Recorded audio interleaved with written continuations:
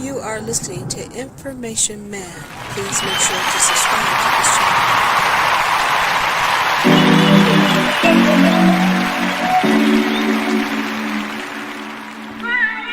You are listening to Information Man. Please make sure to subscribe to his channel.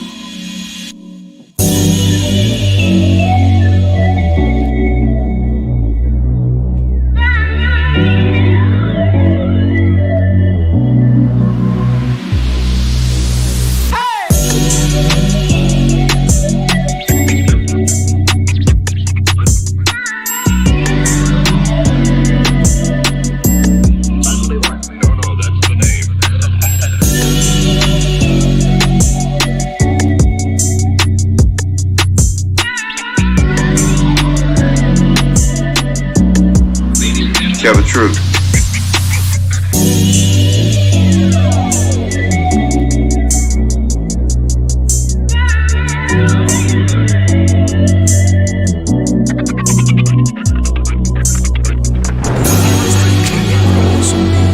Please make sure to subscribe to this channel.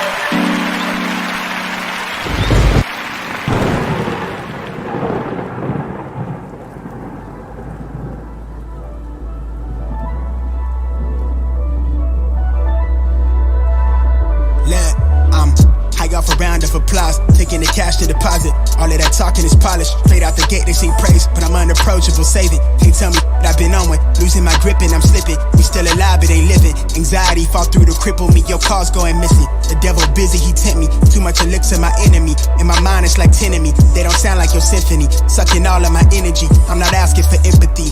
Unless it's for the babies of the street, they a product of colic. Reality is running up to rob me of my sleep. The world been cold as gravity is pushing down. It's hard to breathe. Still they solid on one knee. My pen is hollow, let it bleed. Trying to convince me that you give up about my needs. How you finna fix the issue y'all don't even see? You can miss me with them empty gestures. I do more to get by without it. I'm a living legend. You say you was try to die.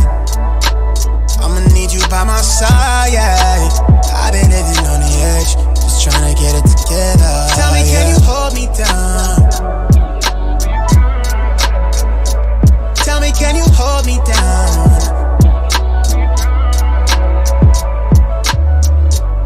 I could really use your presence, give mine in return. I know everything been hella hectic, but that body so angelic. Pull it quick, make you forget things for a minute. Take it slowly, when I'm in it, feel the flow. Take all the tension that you pent up, then expend it. Don't pretend like you ain't worth way more than everything I got. You need to stop it. When I'm with you, it's no limitation. You playing games, give me attention, then you real evasive. But I'm no better, I've been guarded. No, my rap sheet isn't flawless. Pull some slick, got you on my line, live it. I'm not careful with your feelings all the time, the way I should be. I need you to hold me down, I wanna drown in what we could be. I could be your safe space, you tug on my emotions while I'm giving you that grade A. Before we go another round, here come a fight, you rather melee. I could be your only fan, help me compose a new plan. I'm out of row, girl, I'm so sick of sleeping on each other. I found the pieces to my puzzle on the sheets. I bet our story be the best thing a nigga ever published. I wanna know you trust me, everything been going up, but I ain't seen you in a minute. Know the topic real touchy, the grind real stressful. Know you fine, but you special, intertwined in my thoughts, the way I'm living in the moment. It's hard to come correct before I know it. I'm outside, I'm in the flesh like I never left. You say you was try to die. I'ma need you by my side. I've been living on Tell the truth. Just trying to get it together. Tell me, can you hold me down? Tell me, can you hold me down?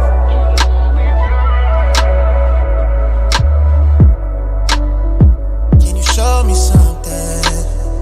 Yeah.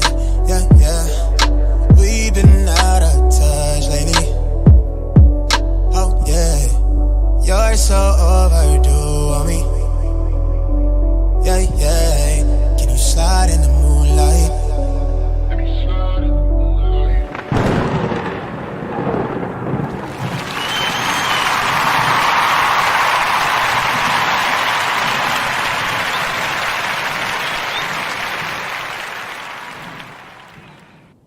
What's up? This is Information Man.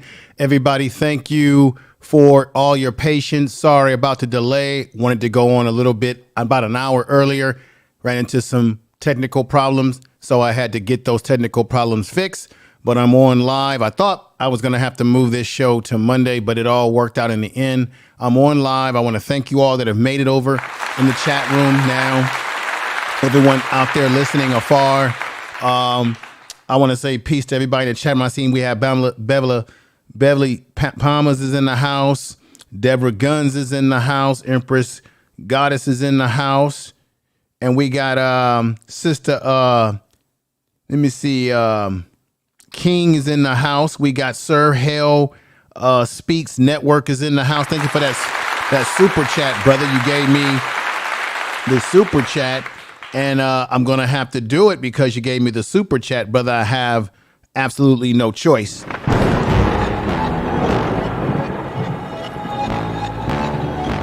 Tell them run it up. I wake up. Yeah. Thank you for the I wake up, flex, I'm down now. Check, no drip, this wet. Tell them run it up. No sleep, no rest. Might crash, might wreck. But first I stretch. Tell them run it up. I wake up, flex, thumb down now. Check, no drip, this wet. Tell them run it up. No sleep, no rest. Might crash, might wreck. But first I stretch. Tell them run it up. 9 out of 10, rub through my hands, I'm by my lonely. Turned to a savage, now my baby wants to hold me. I love my fans, don't need no friends, I got my homies. Thought I could trust you, I find out you tried to zone me. I'm number one up on that court, I'm Nick McGrady. The first one in, the last one out, can't call me lazy. Put in my hours, send the invoice and they pay me. I need 6 rings like MJ and Tom Brady. I wake up, flex, thumb down now, check, no drip, this. All right, everybody. Thank you. Thank you, my man, Sir Hell Speaks Network. I want to thank you, brother, for the super chat. I want to thank everybody that's come over in the chat room. Bear witness here today. This stream will not be a super long stream. I know I've said that before in the past, but it won't be a super long one. I'm going to get right to the point. I want everybody to pay attention to some of the things that I'm going to show you on the screen, some of my analysis and breakdown of the situation. Now, I wanted to do this video a lot earlier when this issue was really at its apex of heat. But I think it was a good idea for me to do it late because I had time to sit back and observe everything that was happening and be able to look at things a little bit more critically and maturely. So I want to say to everybody out there that you've been hearing about the Power 106 situation in Los Angeles, California. There's been some protests out there. There's been some question of the N-word being thrown around by one of their hosts. And one of their hosts is, I believe the name is Gil Tejada. He has a YouTube channel called The American Cholo. And his attitude is sort of that, you know, things got blown out of proportion. There was a video running around on Twitter, I think on Twitter, and Tariq Nasheed and others that are part of the FBA have been, they've been protesting because the N-word was used by Gil Tejada on his American Cholo podcast. And he got called out for this. However, he said that it was a misunderstanding, that they somehow had chopped his video up and basically doxed him with a video that was not put in context. And in that video, he said words such as the N-word, nigga, coon, and all these different stereotypical things that we have heard before. Now, we know that when it comes to culture, in a people, in a culture, there are things that we can say to each other that other groups cannot say to us. And other groups have slurs that they don't want to hear other people saying to them. And maybe they don't even want to hear the slurs said amongst themselves. I know for black people, the N-word is something that has gone from slavery. It was a word of not a dignified word, a word to demean us. And somehow in our culture today, we have somehow made the excuse that we can take a negative term such as the N-word and turn it into a term of endearment. We see it in rap music. We see people saying this in pop music and all these different things. And what's happening is that other people of other cultures are picking up on the things that we're saying, and they think it's okay for them to say it too as well. Now, Gil Tejada of Cholo, American Cholo, he said that the video was doctored up, that this whole thing is gotten out of control. He went on the No Jumper podcast with his crew of folks to try to explain their side of the story of how they felt disrespected by what Tyga did in his song, Columba.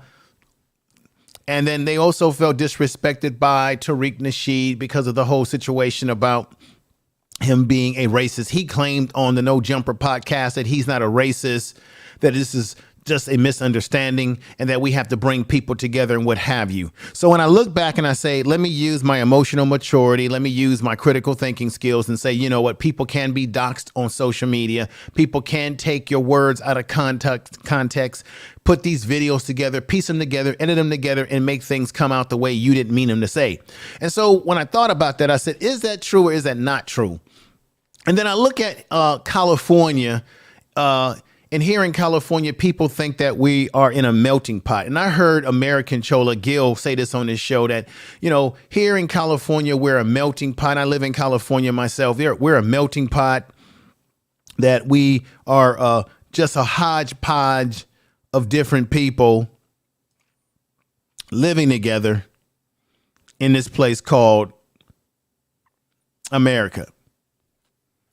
And I beg to differ as to whether we are this melting pot. I'm gonna put something on here. So look at this, for example. You've got fruit, for example, right? When you look at the fruit, you see grapes, you see apples, you see oranges, watermelon, you see coconut, you see an apple, strawberries, lemons, all those different things. And you look at that and you say, okay, that's a variety of different fruits that represent different fruit groups. And then you take these fruits, you dice them up, and you put them in a bowl like this. And you say, hey, we're cooking with grease here now. You know, we're cooking with grease here now. We live in a melting pot called America. We live in a melting pot called California. And everybody is, you know, working as one in unison, that we're blending together as a society and as a people. I call foul on that, and I call foul on it right now. I call bullshit on it because it's actually laughable. You see, out here in California, and I would say in America in general, that we're not what I would call a melting pot, ladies and gentlemen, but I would say that we're a hodgepodge of mixtures of different people just kind of living on this land, and we are segregated into our own communities, and we kind of stay to ourselves, and we have our own cultures, and we stand up for our own people, and we do what we have to do. See, a melting pot means that people are blended together and working together in unison and respecting one another, empowering one another, and working in brother and sisterhood. That's not what we have in America, and that's not what we have in California between, as people would say, brown and black. This whole thing about there's a correlation between brown and black people. I'm sorry, I'm probably going to make some people upset today. Some people who follow the channel may unsubscribe, and I'm going to tell the goddamn truth. Tell the truth. Because I have to tell the truth. And the truth of the matter is that there is not a correlation there, because we have a lot of problems here in California. If you go to Los Angeles, California right now, black people are being pushed further and further out of the county into further outer reaching areas of Southern California. We have black people on Skid Row who nobody seems to give a damn about. We got black men in particular who are homeless in Los Angeles. Nobody seems to give a damn about. You have other groups coming over from the border. You have black businesses being moved out, black people being gentrified out of communities that we lived in for many, many years. And there has been racial tension between brown and black people in these communities. You have gangs elements in Los Angeles, California. I know for a fact, based on the kind of work that I do, that there is a green light on black people in Los Angeles, California, coming all the way from the Mexican mafia. There have been incidents where black people have been bombed out of their homes in project area. I'm going to put those clips up in just a moment. There's been a situation where you have young black males who are not part of gangs, who are walking home minding their own business, and they're being taken out by some of the Latin gangs in Los Angeles. There is no correlation. There has been some racial tension over the years, but there is no correlation of the meeting of the minds. And so what I'm bringing up to you today is that Tyga was made to apologize for his music video, in which he said that he grew up with people in the Latino or the Mexican community. He grew up around people that were Mexican, and he was trying to depict in that video some of the people that he grew up with. Gil Tejada, American Cholo of American Cholo, had a conversation with Tyga in which he told Tyga how it was disrespectful to Mexican American people, and this is something that Hollywood does and entertainment does. The thing that's interesting about Gil Tejada is that he's not even Mexican himself. He's actually Honduras. But however, within their culture, they see everyone, maybe they're different in terms of people are Mexican, some people are Puerto Rican, some people are Nicaraguan, some people come from different parts of South America, Central America, and Mexico, but they still may feel a brotherhood, meaning they may feel that they may use the term Chicano. Let me say that correctly. Chicano. So in Los Angeles, you have this blending of many different people who come from South America, Mexico, Central America, and if they grew up in the urban environment of Los Angeles, they will identify themselves as Chicana. Okay. Some people like to use the word La Raza. Some people like to be identified as to where they come from, because in America, and particularly in California, if you are a person that's brown skinned, they'll just assume that you're Mexican when you may be from some other part of the Latin world. And so that's something you got to keep in mind. So Gil Tejada, as he is going to bat for the Mexican community, he's not even technically Mexican himself, but he, being a non-Mexican man himself, in terms of the culture, he's educating or attempting to educate Tyga on what Tyga did, why it was wrong, why it was stereotypical. He talked about the image in the video where you had one of the characters in the video who was driving in a car and there were tortilla chips or something of that nature, or tacos or something of that nature falling out. I do think that is stereotypical, and I can see how people of the Latino community would take that as a disrespect. Totally get that. But see, there's a double standard, ladies and gentlemen. There's a racial double standard, because while they were able to make Tyga apologize for the betrayal of the video, and he also took the video down. You can't even watch it on any platform now. The video, unless you downloaded it, the video is gone.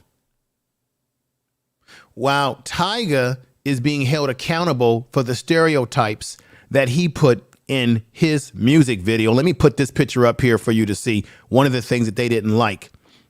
So right here is Tyga, who's sort of doing like a Nutty Professor, where he's in a fat suit and he's got a big giant bowl of guacamole and chips. They didn't like that. It is stereotypical. Now, he claimed that this character was not Mexican or trying to make a play on the La Raza or Hispanics or people of the Latin X.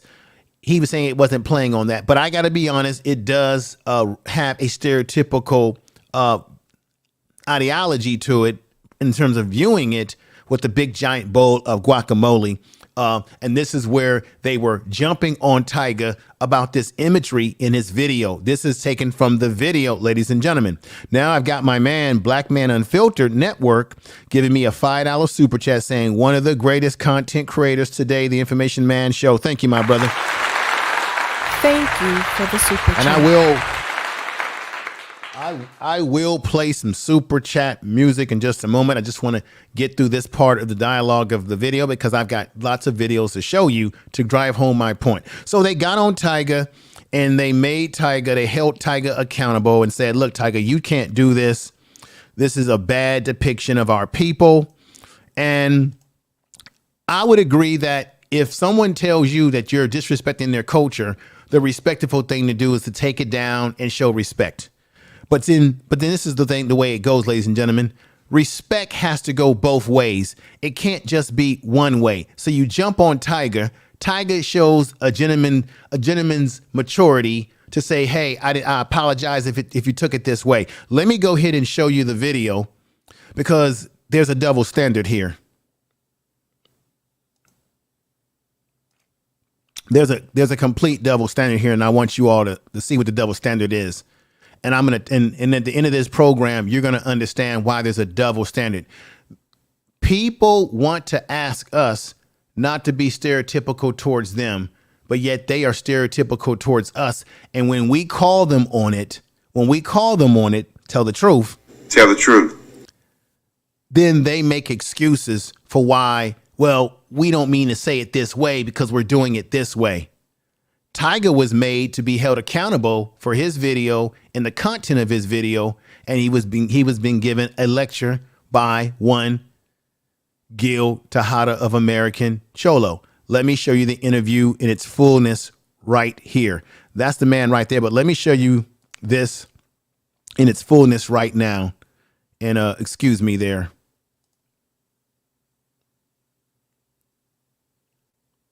Okay. Thank you for joining. Yeah, man. Thank you guys for having us. Yeah, and we got our brother Tyga here, and I mean, I guess just right off the bat, we'll just get straight into the video. You dropped a video a few weeks ago. Ay caramba. Ay caramba. A lot of talk on social media, about it being offensive, and I think people had a lot to say about it. You reached out to me and you were like, one of the people that you wanted to speak to that caught your attention was Gil, American Cholo. And so first and foremost, I want to say, I thought let me do something real quick for the purpose of the right to be able to use this for educational purposes. Federal law allows citizens to reproduce, distribute, or exhibit portions of copyright motion picture, videos, tapes, or videos discs under certain circumstances without the authorization of the copyright holder. This is called fair use, and it allows for the purpose of criticism, news, reporting, teaching, which does not infringe of the copyright under 17 USC 107. Free. This is free, fair use. It was dope for you to take the initiative to, to reach out. You know what I'm saying? And that's honestly how this even happened. Shout out to our guy Lulu, who connected the dots for us as well, man. But I don't know if we should let you speak first, Gil, and Sure. just kind of tell us your point of view on. Right. So first of all, thank you for coming, Tyga. Yeah. I appreciate that, man. I'm not looking for any kind of fight. I'm not looking to blame or call Tyga any names. I'm looking for some kind of understanding, because in the community, the brown community, Mexican community, whatever you want to call it, it wasn't the song itself that was so offensive to us. It was the videos. It was the visuals on it, right? And I believe that it has a lot to do with just not just Tyga himself, but a lot of the industry being tone deaf when it comes to Mexican American or just brown people in general. And let me explain to you what I saw as a brown man looking at that video, Tyga. Okay. I'm looking at the video, and originally I see a greasy fat Mexican eating chips, room's all dirty. And then I see when he's outside in the lowrider, you got tortilla chips falling down. And a lot of times when it comes to us, people don't really see it. But when I flip the script on it and say, okay, let's put an African-American man sitting down on a couch, dirty-ass room, eating some fried chicken, goes outside into the lowrider scene, and you got watermelon falling from the sky. And that kind of visual is the kind of visual I got to kind of explain to other people so they can see what we're talking about. And the song itself, no, not at all, brother. I don't think the song is offensive. I don't believe the caramba part's offensive either, not any way, shape, or form. But I think that maybe, I don't know if somebody wrote that video for you or you did it. I think when you guys were all in a room thinking about what you were doing, you guys probably thought it's going to be funny, it's going to be fun, we're going to have a good time about it. But it seems almost, and correct me if I'm wrong, like you had no real representation of any Mexican American in that room telling you, hey, Tyga, I don't think this is it. To me, am I wrong to think that it was just maybe you and maybe some white or other African American artists in the room when you guys were making that video? I think what it was is, and like I wanted to go back to like why like I really wanted to sit with you, because I mean I just got back from like Europe, so when I dropped the video I wasn't in LA, I was in Europe, right? And then I started seeing like a lot of people, you know, offended by it, and I was kind of Tell the confused. truth. So that's why I didn't respond. I took time to like didn't comment on anything, Right. didn't like any posts, and I kind of like tried to do my research a little bit. I tried to ask a lot of my friends that I grew up with that were Mexican. Sour Milk is like my DJ. He's Mexican. Right. My engineer that recorded the song with me, he's Mexican. Like, so I was really kind of confused at first. Like, you know, why are people offended? Because I've always done Latin. I've always done Latin records, and like, you know, when I've done something that was like a Mexican record, like Go Loco, like I wrote that song, and I was like, this reminds me. This song is literally for like the Mexicans I grew up with. You know what I'm saying? Being from LA, that I went to high school with. This is I want to pay homage to them. This is what I've seen growing up, and friends of mine. You know what I'm saying? When I made Go Loco, that's what that was like. And I think what I Caramba, I wasn't thinking like this is for the Mexicans I grew up with. You know what I mean? So I think the people. At the end of the day, like I'm not Mexican, so I can't say like what Mexicans are offended by and not.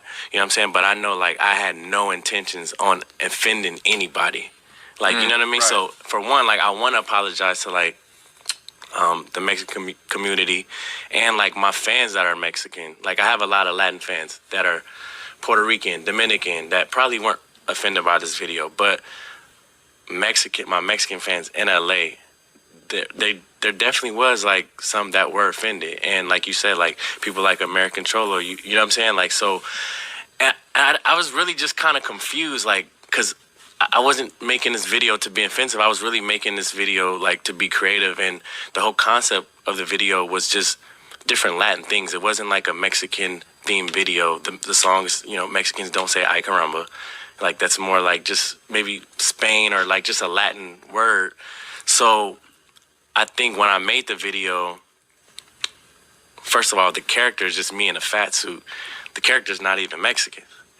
You know what I'm saying? But this character was literally a reference from I don't know if you've seen like Nutty Professor. There's a scene in Nutty Professor where he's like he has the same kind of sweatsuit on, and it's Eddie Murphy in a fat suit, and like he's like eating ice cream. Like it's kind of the same setup if you look at like the couch and the TV and all that. And he's like he like wants to like do something for himself. He's like he feels bad for himself because he's like he's lazy and shit. You know what I'm saying? So now he's like working out and all that. So that was like, even when I spoke to the director, like those photos were my reference. You know what I'm saying? And it was never my intention to be like, this character that I'm creating that I want to play, because I just want to do something fun. I like to animate with my videos. It was never my intention to be like, this character is a fat Mexican character. And I think that's why I was confused, because I was like, but this is not a Mexican character, but this is a character, this is a Latin theme song to where like there are elements in there that are Mexican, like from chips and guacamole. But I mean, like, that's not, like, everybody loves chips and guacamole. Like, you know what I'm saying? Like, but I eat Mexican food twice a week. But I'm from LA, but it's, you know? it's in the context of how you do it. I can understand how you're saying that, but then when you put the like the lowrider. You put in the lowrider. Right. If it was like a guy in maybe a doctor suit, then you think, all right, doctor, whatever you thought you were going for, right? But when you put everything in context, and then you see, like I said, if you were seeing watermelon flying from the sky, the African American community would have been upset, rightfully so, right? And like I said, when it comes to like the Que Loco song, we made some noise and we said we didn't like it, and it wasn't so much the song, it was wearing the mariachi suit. That mariachi suit is very sacred to a lot of people, right? That mariachi suit means family. Wait, in what? In Go Loco? Oh, Go Loco. And the YG had a mariachi suit. Oh, okay. So when we saw that, that's what we had an issue with, because that's tradition, that represents struggle, that represents family, and it seems like a lot of artists, and then after that one, are starting to do stuff like that. You had the Que Loco one, right? We made noise, but the thing is that people at higher platforms don't really listen to us, right? Mm-hmm. Then you had the one with Blueface Carne Asada. That was another one, which was even worse than any one of those other ones. And then you had this one. So it's almost like at a boiling point where we're like, man, when does this stop? To us, even though sitting here talking to you, I don't believe for 1 second, Tyga, that you did this maliciously and we're upset and we're like just trying to disrespect people, right? I do, to a point, feel like maybe you guys were like, well, there was a little backlash with the Que Loco one, but you know what? Backlash makes for more views, and that's where I'm standing from, is what I'm kind of thinking. You guys are probably thinking, we'll get a little heat for it, no problem, we'll get more views, and they'll just be quiet, because that's a problem with the brown community a lot of times. We just look the other way, and that's from where I'm standing from. A lot of us feel that way, that, hey, these guys are just doing this in the entertainment industry to get the views, to get a little bit of controversy, and after that, we're going to shut up, like we've done for so many years, and we're gonna go away. You're gonna get your views, and you guys win. As far as your project. But with us, we're really telling you, dude, this is offensive. And some younger individuals may say, this is not offensive to me, right? Well, it's a lack of education, is what it is.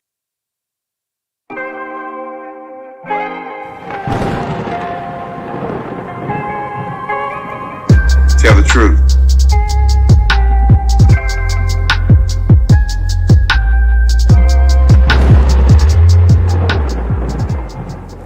Okay. All right, right there, Gil Tejada of American Cholo, he made his position clear that what Tyga did in the video was a disrespect to the community in Chicago and in Chicago, I'm sorry about that, in Los Angeles, to Latino people that are La Raza, people that are Mexican, that it was a disrespect. Excuse the boo-boo there, not Chicago, but Los Angeles. He was just saying in general, it's a disrespect to people of the Latin community and those that are particularly Mexican, because he used elements in the video that one would stereotype. That's a stereotype on how people will portray people that are Mexican, the guacamole, the chips, the things of that nature. Okay, so he made the position clear to Tyga. Tyga, as you could see, showed a lot of nutrition in that, showed humbleness and said, hey, I apologize. I don't want to sort of alienate my Mexican audience, because, I grew up around people that were Mexican and I have a lot of respect for them and what have you. So he basically sat up there and let Tyga know why it was wrong. Now, does this work on both sides of the equation? While he's telling Tyga, you've got to take that video down, because I watched some of American Cholo, and some of his people who have called his show said, yeah, man, you made them take it down, man. So they've been basking in the glory of the reality that they were able to get the video taken down, and they were able to get Tyga to come to the conclusion that what he did was disrespectful. And Tyga was humble about the reality that Gil Tejada was trying to convey to him about how people of the Mexican community feel about the video. Now, there's some people who probably didn't have a problem with the video, and some people that did. That's just a reality that that happens, okay? But what I'm trying to frame here for you, ladies and gentlemen, is that when we do something that is disrespectful to another community, they will hold us accountable. They will make us denounce what we did. But then when we are disrespected by these same communities that say that they don't want us to respect them, they give us nothing but excuses. Tell the truth. I'm going to give you another example of what I'm talking about. Gil Tejada of American Cholo says that he's not a racist, that all the videos that were put out there that were doctored portrayed him as a racist when he was not a racist. But I'm going to show you the freaking bias here. You see, this is why there is no coalition between brown and black. This is why it's a one-sided deal. And this is why there are excuses that are often made when they are peppering words towards us. Let me say this right here. Let me go ahead and play the video for you right now.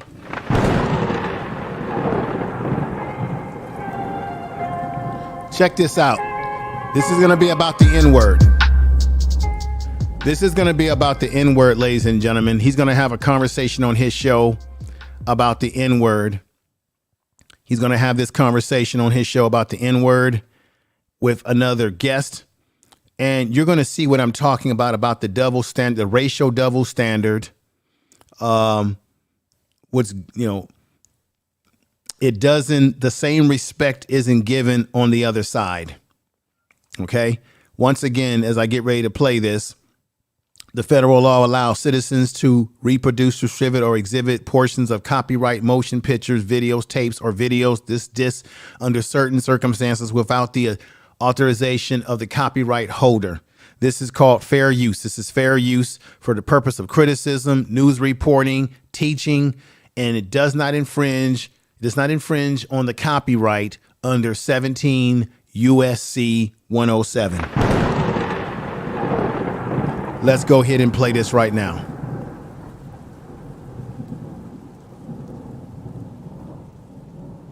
A young guy said the N-word, right?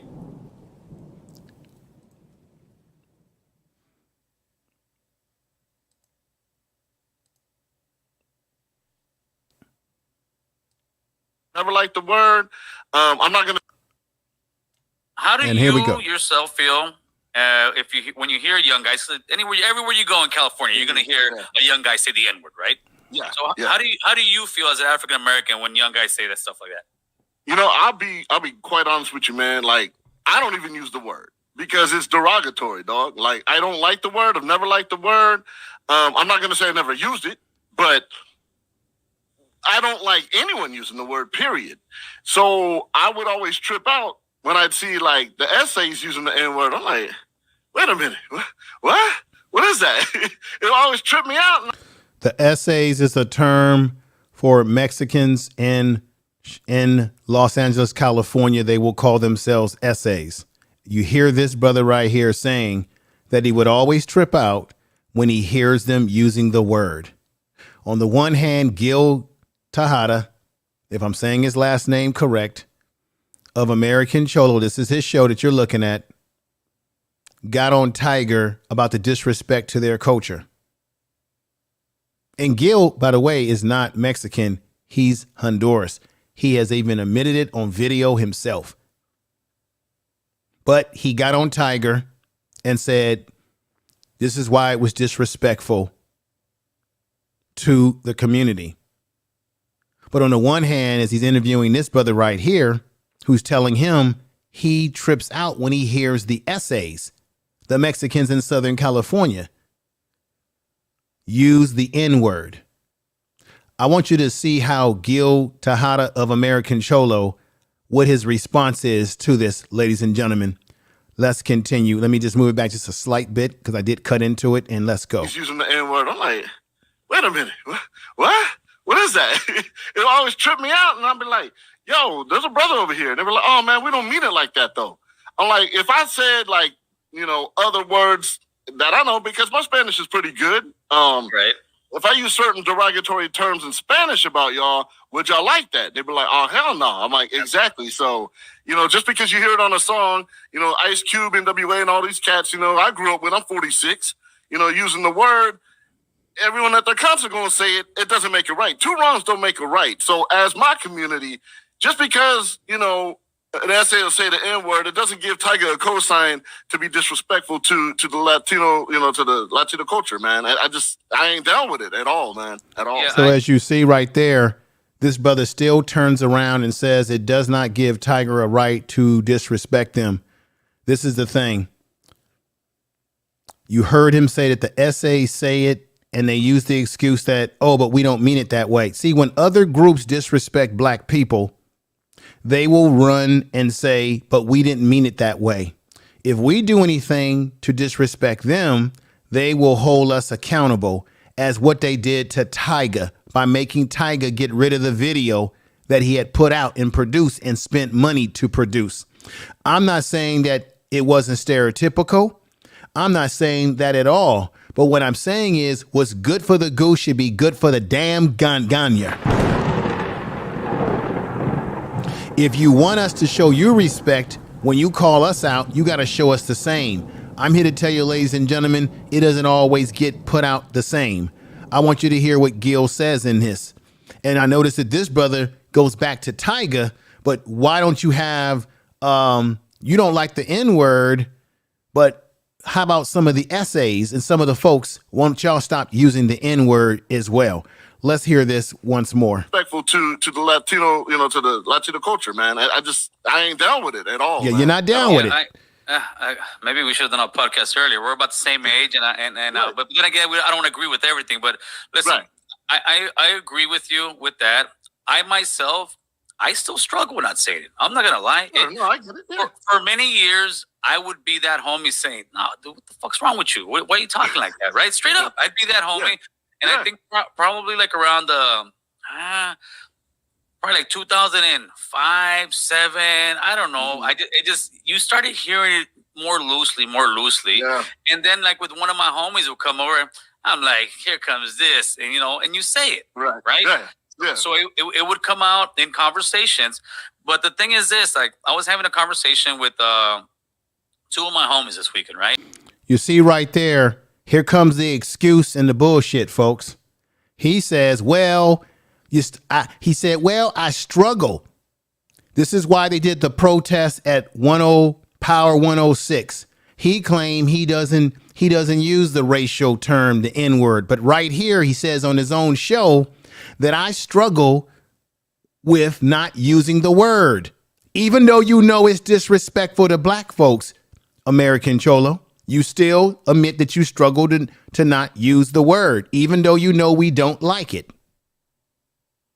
When you're using it and you don't like someone like Tyga or anyone from our community doing anything in music videos or anything that is seen as a disrespect to you. And when we realize that, we stop. But you are saying you struggle. And then you're talking about, my homeboy comes over and uses it. And then what he's going to do next, ladies and gentlemen, is that he's going to get into the whole ideology about rap music. And because it's coming from the rap music, that's why we use it.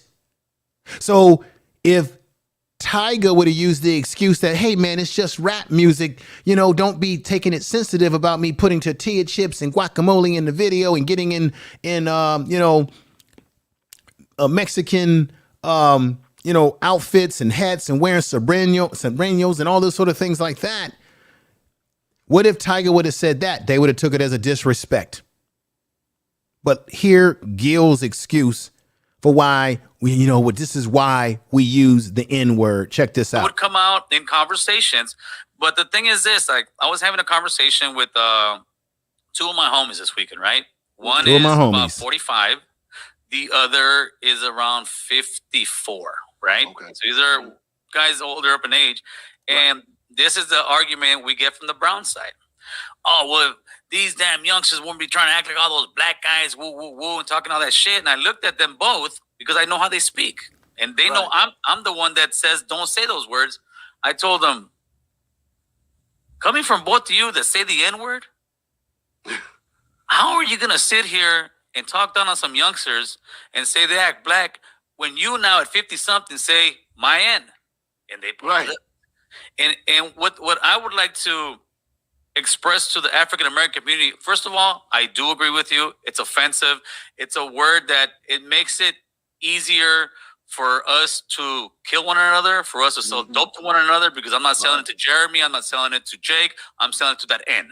That's the way. But the influence is this also. When The brown community says it. See, here comes the They're excuse. not saying it disrespectful. They're not saying Bullshit. the ER word. That Bullshit. to me is the real Bullshit. word, Bullshit. right? Bullshit. So to me, it's like they're emulating Bullshit. who. Here comes the bullshit, ladies and gentlemen. This is exactly what I'm talking about.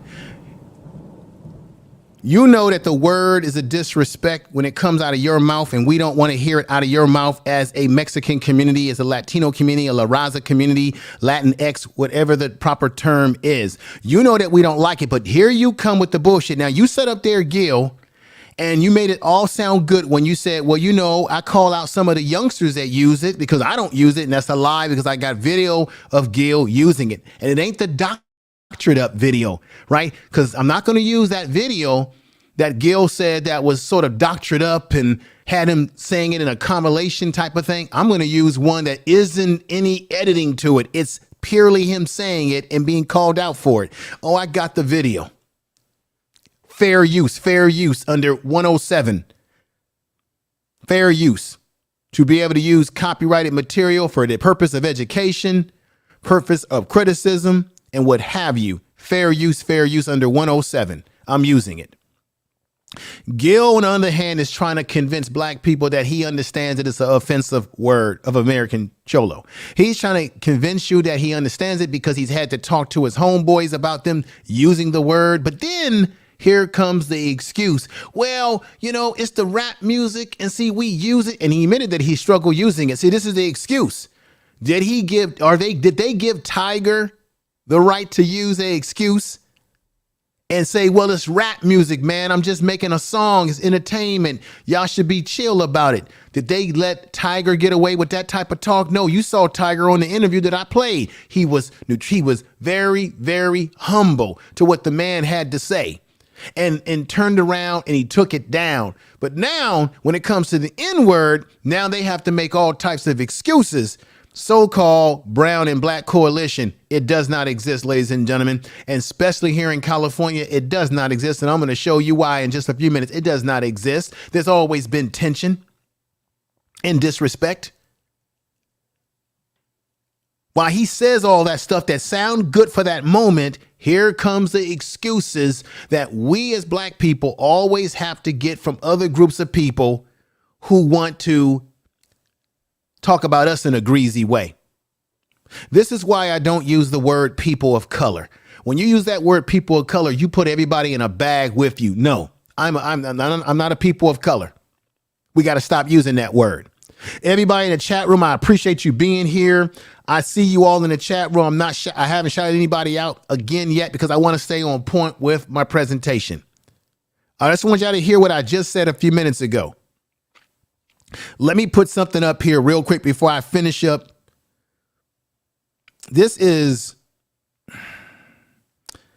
here. Let's get a good running definition. In the English language, and we need to get rid of this word altogether out of our vocabulary. Have I used the word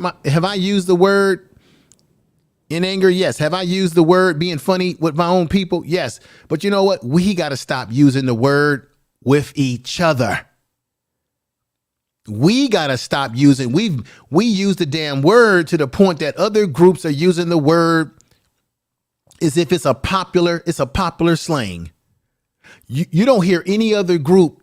I'm going to tell you right now, you don't hear Jewish people, Asian people. You don't hear any other group use slur words to identify each other in a way of a ritual of respect. We're using a word that has negative connotation as a ritual of respect to each other. That's crazy. That's insane. We should get rid of it. If you were to call a Jewish person a racial slur, you would be done for. They say to their children, never, never again, and don't use it. Other groups tell their kids never use it. Black people are the only ones that go around using a word that is not in the best interest of us as a people, and then other people have adopted as part of their language. And they want to justify it when they use it. And then we reinforce it because we keep using it too. In the English language, the word nigga is and of course he's going to use that. Well, I'm not using the G-E-R. I'm using the A. I don't care for that. That's BS. Y'all need to stop using that excuse for using the word too. I'm sick of that excuse. The word nigga is a ethnic slur used against black people, especially African Americans, because it is considered extremely offensive, even if only mentioned and not used as a slur. It is often referred to by the N-word. It also may be used with more neutral meaning among African Americans, primarily as nigga. So people make that excuse that, hey, I didn't use the hard G-E-R, the hard E-R, but if I say nigga, that's no big deal. It is a big deal to me. It is. Tell the truth. We need to get rid of it. We need to get rid of this word out of our vocabulary on all levels. We need to get rid of the N-I-G-G-E-R. We need to get rid of the N-I-G-G-A as well. Get rid of it, put it in the dirt and bury it forever. We need to stop using the word, and I mean using it. Tell the truth. Hakeem says this. Thank you for the super chat. Thank you for the super chat. Hakeem, thank you for that super chat. Hakeem says this, the one in the popular culture whom use the word allows others to use it. I've grown tired of them. Humbly, the N-word be used as a term of endearment. I'm sick of it. It ain't no term of endearment. It's a term of garbage. And we got to get rid of it. Have you ever heard of any people taking a word that was used as a negative towards them and justifying as a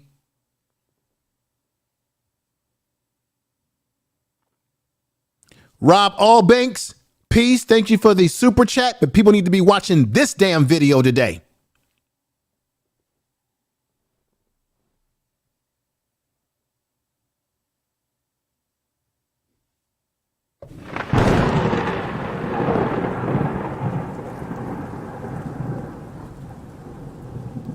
Because I'm not finished with the analysis before you start running and watch another video.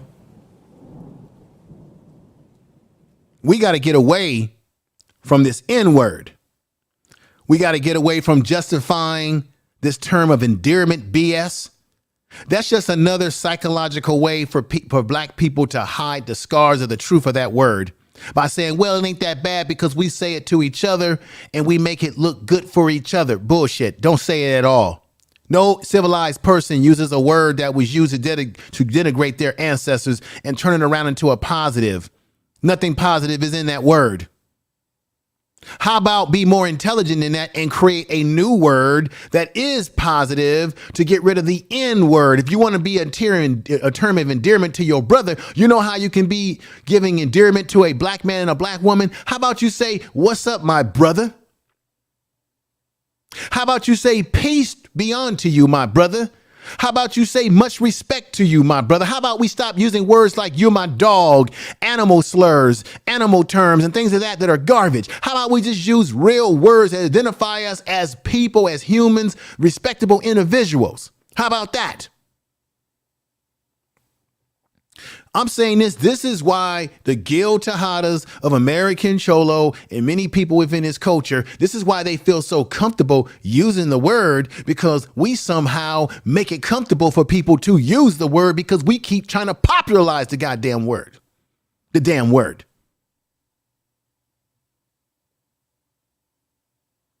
But the double standard is that when we say we don't want people using it, they still using it and making excuses, giving us the rap music BS. And as far as I'm concerned, rap music's been dead for decades. Most of the rap music that's coming out today is poison music. Tell the truth.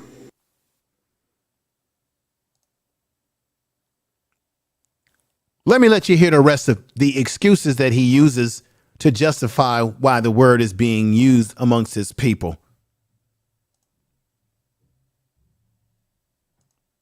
They've been looking up to for the last 20, 30 years. Right. You know, when I was in school, you know, you would see kids. Here we go. Throw up the hoop, and they'll be like, you know, I was Magic Johnson. Then you get a little bit older, then they start talking. I'm a Kobe Bryant. You know, they'll do the sky hook. I'm Kareem Abdul-Jabbar. So nowadays you have kids growing up, and they're saying they're trying to mix. I'm LeBron James, or they're seeing their favorite rapper YG, and they're just emulating exactly what. This is bullshit. When we were kids, I'm 52 years old. He can't tell me a damn thing. Either one of these guys. When we emulated our basketball players, we just said Michael Jordan. We just said Magic Johnson. We just said Kareem. We said their names because they were popular. They were popular basketball players. But we never said, hey, that's Kareem, that's my nigga. We never said that's Magic Johnson, that's my nigga. We just said that's Magic Johnson. So I don't know how he's trying to equate kids looking up to their favorite basketball players and saying the basketball player's name. How do you acquaint me saying a basketball player's name and saying that's the great basketball player Magic Johnson or Michael Jordan? How do you acquaint kids saying the player's name to give them respect compared to using the N-word? Why don't the kids just say that's my man YG? I love YG the rapper.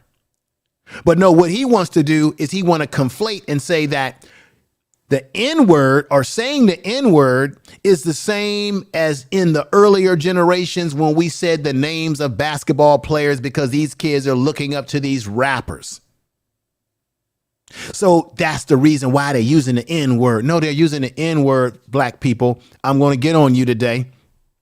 They're using the N-word because they hear us saying the N-word and popularizing it in pop culture and through the music. And then the rappers are saying the N-word and the kids are getting it from there. But the problem is that we have allowed this process to take place because they say it. And then when they say it, we want them to stop saying it. They don't stop saying it. If we say something that's derogatory to their culture, they will put us up on Front Street and tell us to stop. But they don't stop. I don't care if the rappers, at the end of the day, don't say the word. Black people have already put that out there in the ethosphere that we don't want other groups saying the word. And they know it, but they still say it. So they're saying it. We don't like it. We get on them. They make excuses for saying the word that we don't want them to say. But we also, as black people, have a responsibility in this shit because we keep popularizing dysfunctional, low-level vibrating words in the ethosphere that we're putting out for people like this to make the excuses for why they're going to say the word, why the kids are saying the word. Let's hear the rest. What the industry has pushed on them, right? Right, and it's, right. And one thing I also want to make clear, it is not The industry has pushed on them. So if Tyga would have said, hey, the industry pushed this on me to do the video that I did, no, the Mexican community wanted that video shut down and they got it. Why is it we as black people can't say, okay, to our brown to the brown brothers out there, can you stop using the N-word? And guess what, folks? They don't. They don't. Go right ahead. Let's hear it right now. I also want to make clear, it is not a black culture thing. It's a hip hop culture thing. Right. Because there's many African. Bullshit. I've been following hip hop since the 1970s. In the beginning of hip hop, we weren't using the N-word. If you go back and you go back to the Beat Street days and you go back to Curtis Blow, Grandmaster Flash, and the Furious Five, when you go back to those earlier rap groups, people weren't using the N-word. That was not a word that was being used until we got into the 90s, where you had this gangster rap music that was coming out of where at? Los Angeles. The gang structures that were coming out of Los Angeles. Nobody was using the N-word prior to gangster music taking over, coming out of Los Angeles. Most of the rappers weren't using that word. I remember rap music. You had people saying, to the east, my brother, to the east. Peace to you, my brother. People were wearing medallions, African medallions. It had no N-word was being emphasized in rap music in the early stages. What you have today is music that ain't real rap music. It ain't real authentic music. It has been inundated by gang culture. coming out of Los Angeles, California, where this all this bullshit with Power 106 is happening. That's the truth. Tell the truth. Americans that will sit there and say that is not black culture. The hood, no. Saying the N-word, rap music, that's hip hop, that's urban. That's bullshit. That's bullshit. It ain't black culture, and it wasn't the way hip hop and urban culture, if you want to say it that way, Gil. It was not like that originally. I'm old enough to remember. That is not how hip hop got started. Hip hop did not come out of an origins of using the N-word. It was not into this gangster crap here in California inundated the music with that, the jailhouse culture. The gangster culture that was coming out of the jailhouse as people that lived that lifestyle begin to get into rap music, start to push that shit. And they found out that they could make money pushing that destructive type of music using the N-word. Prior to that, nobody was using the N-word like that in rap music. And then what they did is they pushed very popular, powerful rappers like Parrish in Oakland, California, and people like the X-Clan and the Public Enemies. They could not sell their music anymore because the industry said, you know what? This is what's going to sell. Let's sell people this garbage. Prior to that, most rap music and rap artists would go to college campuses, HBCUs, and would film music videos on college campuses that were causing black people to go to college, to go to black colleges. And when they saw that, they said, we got to change this narrative. And they gave contracts to buffoons. And I'm sorry, folks, as much as we like NWA, they contribute to the bullshit too. When these gangster rapping, and some of these guys weren't even real gangsters that were doing this, but when the gangster rap took off and there was money in it, they pushed that narrative. That was not the origins of rap music. It had nothing to do with rap music. That's just what the industry pushed. So this whole thing about this hip hop culture, no, that's corporate culture that's been pushed and inundated into the music that took over the music and repackaged the music to give us a bad messaging, to destroy the messaging that was sending black people to college, to destroy the messaging that was telling black men to respect their women and go east, my brother, go east. And then that gangster music came out, and that's when you start hearing the bitches and the hoes and all this other garbage bags. And then you had the prison culture. I know this well. The prison culture that brought about the idea of people wearing their pants below their ass like they got a damn bowel movement. Nobody was wearing their pants below their behind. Until then, that was prison culture that came into the streets and went right into the music. Gil. No, which is a fancy word for the hood. They could call it urban. It's bullshit. A fancy word Bullshit. It's a fancy word for the hood. Bullshit. It's a fancy word for ghetto. And now it's come to a point. Bullshit. This man doesn't know what the hell he's talking about. That all that urban and all that, that's some stuff that was put on us by white society. Those are labels that were given, not labels that black people just came up with and said, this is what we are. We urban.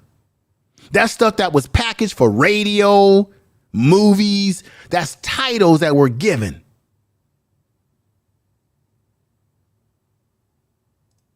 Where nobody's giving you this analysis like I am about this issue. Nobody. America has made, especially Crips and Blood, mainstream.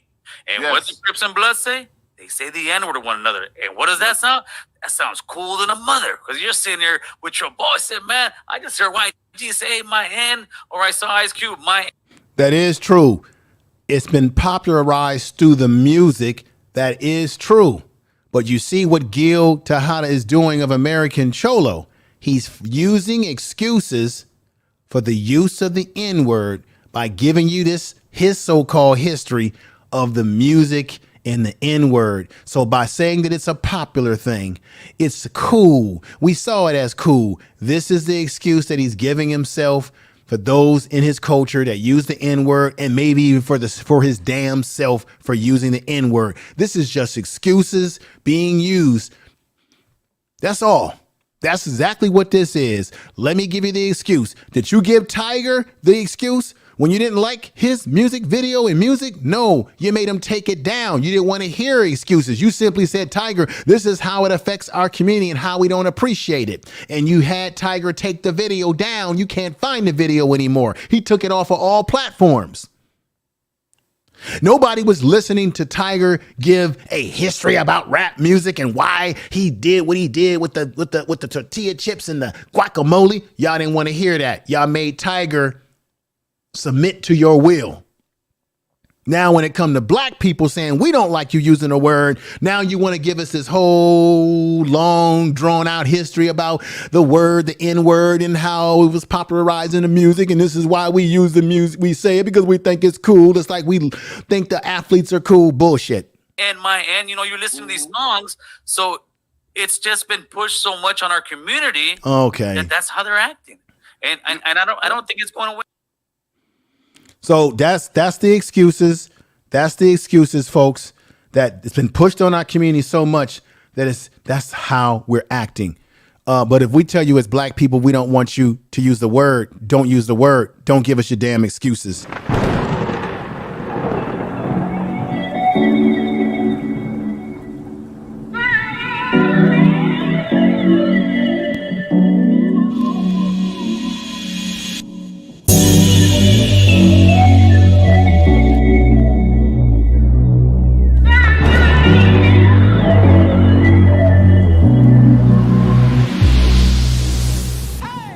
Tell the truth. Ladies and gentlemen, I want to actually break some other things down because Gil is giving those excuses. He's giving that analysis about the history of rap music, and some of his analysis was incorrect because I just told you that's not how rap music started out. And I know. I'm 52 years old. I know because I was listening to the music. I know what was coming out at that time. I was a break dancer as well as a strutter. So I know exactly how the music was back then. See, people who weren't born then, people that are millennials, that are younger, they'll listen to Gil Tejada and believe what he's saying. No, rap music was not founded in the N-word. That N-word stuff didn't come along until you had the prison culture and the gang culture seep itself into the music coming out of the West Coast. Because nobody was using the N-word like that in that level coming out of the East Coast. And this is before people in the South was even rocking. You know, everybody talks about South rap, but the bottom line is rap really got its origins in New York, and then it really started to take off here in California with artists, and then the South kind of came up after the fact. And of course, they took it to another level as well. But these are just excuses. Let me let you know. See, he wants to use. See, this is the thing that kills me. They want to use the excuse that they're just looking up to the rap artists and to the rap music. They're looking to what black people are doing. But then at the same time, they want to listen to our music. They want to rap our rap. And let me just say this. Let me correct something because there's been a lot of BS around YouTube going on around music lately. I'm going to keep it 100% real with you. And I'm going to do a video about this, about rap music. I was around at that time. I was a break dancer and I was a strutter, and I saw how rap music evolved coming out of the late 70s into the 80s because I was alive as a kid and I was doing the damn thing. Rap music, I'm just keeping it 100% real with you. The music that you're hearing, that's the music that was created by black people born here in America. I know the history. You can tell me all about Kool Herc all you want. Kool Herc came from Jamaica, yes, but he got influenced by what black people were doing here in America, even though he was one of the first to spin those albums in a club. But rap music was created by black people born here in America. Folks have been biting off of our creative expression and then want to say, oh, well, the music was created. And when it came to breakdancing, black people were breakdancing before everybody else. I know because I was breakdancing back then. And most of the people that were breakdancing and rapping were black people. There was a time when other ethnic groups didn't want nothing to do with rap music and didn't understand it. It wasn't until they saw us do it and we popularized it that other groups wanted to jump on and join in. I lived through that damn era. If you did not live through that era, you do not know, and you didn't live through that era. I don't care what you heard, but if you didn't live through that era, you don't know what you're talking about. I lived that era, and I was participating in the activities of that era when it came to rap music, breakdancing, and all those sort of things. So I'm going to do a video to touch on that because this is what bothers me right here. You got some Latino or Mexican rappers in Southern California who say, hey, we not going to sign to no blacks. We ain't going to sign to no black labels. But you want to sing, you wouldn't have no rap music to sing if it wasn't for the creation of rap music by black people in this place we call America. Check this out. I want y'all to see this clip. Y'all probably saw this in my YouTube shorts. And here we go. If you want to sign, well, we don't want to sign to no blacks. Right. Southsiders do want, guess, I don't want to speak on that, but we don't want to sign to no blacks. You know what I'm saying? Is that because of the prison shit? It's not a racist thing? Help me understand, because when you say that out loud, it sounds crazy. It's because like this. It's like this. It's like, I go to jail, I rock with my race. Mm-hmm. I eat with my race. I do things with my race. So it's like I'm here. I conduct business. I do things with my race. You know, like we integrate and whatnot. But why would I have somebody in charge of my music career if I'm already programmed a certain way? I'm already institutionalized a certain way. Why would I? You get what I'm saying? That's just my mindset. So I'm like, nah, we wouldn't do that. And most of the homies would think the same way as me. They gonna agree with what I say. So like, you wouldn't sign with somebody if they were unaffiliated? Like, let's say Diddy wanted to sign you to Bad Boy. Me personally, I'm not trying to sign. You hear what he said? Me personally, I'm not trying to sign. Let me say peace to brother Rob out of Chicago. He says, he says, this song is dedicated to our babies, Diamond, India, Rough. He's put and can I get a spin? Good, brother. Thank you, brother Rob. Thank you, brother, for that super chat. Thank you for the super chat.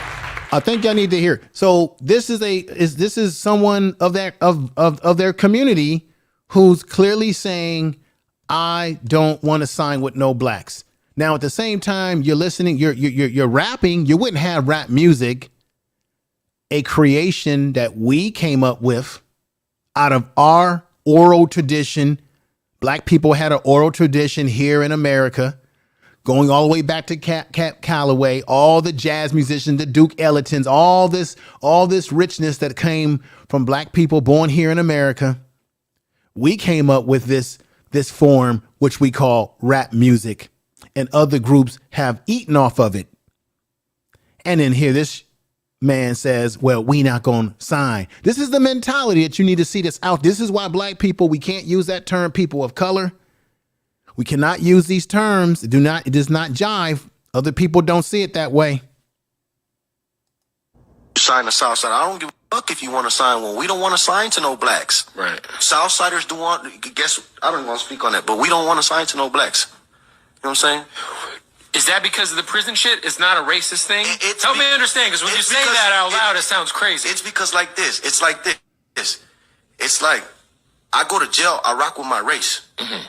I eat with my race. I do things with my race. So it's like, I'm here, I conduct business. I do things with my race. You know, like we integrate and whatnot. But why would I have somebody in charge of my music career if I'm already programmed a certain way? I'm already institutionalized a certain way. Why would I? You get what I'm saying? That's just my mindset. So, all right, that's his mindset, ladies and gentlemen. So I just want you to see that. Let me say peace to Empress Gardis, Old Reliables in the house, Stephen Gilmore YouTube channel, brother Rob was super chatting me. Appreciate that again. Jaguar, thank you for being here. Last Call is in the house. Thank you for being here. Money Boy Films saying peace, love to everyone. Money Boy is in the building. Peace to you, Money Boy. Thank you, brother. We got Nappy Yankee. And Nappy Yankee, I know that you had talked about this in your show. I could debate you on this, Nappy Yankee. I could debate you until my eyes close to the next day because I lived through the era that I heard you speaking about. And I know for a fact that black people were involved in breakdancing. I was one of those breakdancing kids. Other groups did not jump on it. Black people weren't just rapping, my good brother. And I have a lot of respect for you. Yeah, we were rapping, but we also were breakdancing and strutting. Matter of fact, you may not even know this history, brother. Did you know that pop locking People think that pop locking is something that people, the Hispanic community or the Latino community or the La Raza community, that they created that. No, pop locking came from black people. Pop locking, that movement of pop locking and strutting, we were doing that shit got started out here in California, where I live at. I know, I grew up through the era. We had a group called Demons of the Mind in California. All that strutting and all that boom, boom, boom, syncopation movement. We started that stuff before anybody. Everybody watched us, and then they latched onto it and started doing it themselves. I'm not saying that they didn't have a right to dance and do it. I'm saying we were doing it and people were observing us. Because I remember when I was a kid and I was breakdancing, people thought it was weird. You had white kids that thought it was weird. Other ethnic kids thought it was weird because they hadn't seen it yet. We were doing it. And then after we did it, then they start creating breakdancing crews to do it. I was a part of a breakdancing crew. Yeah, Japanese kids doing it. All these other kids did it after we popularized it. When we started, nobody cared a damn about it. Just like rap music, when most of it came out of underground, out of people having basement parties, nobody cared about it until it got popularized and then other groups latched onto it. I can debate anybody about that because I lived through that era. I lived through that era. I saw the origins of it.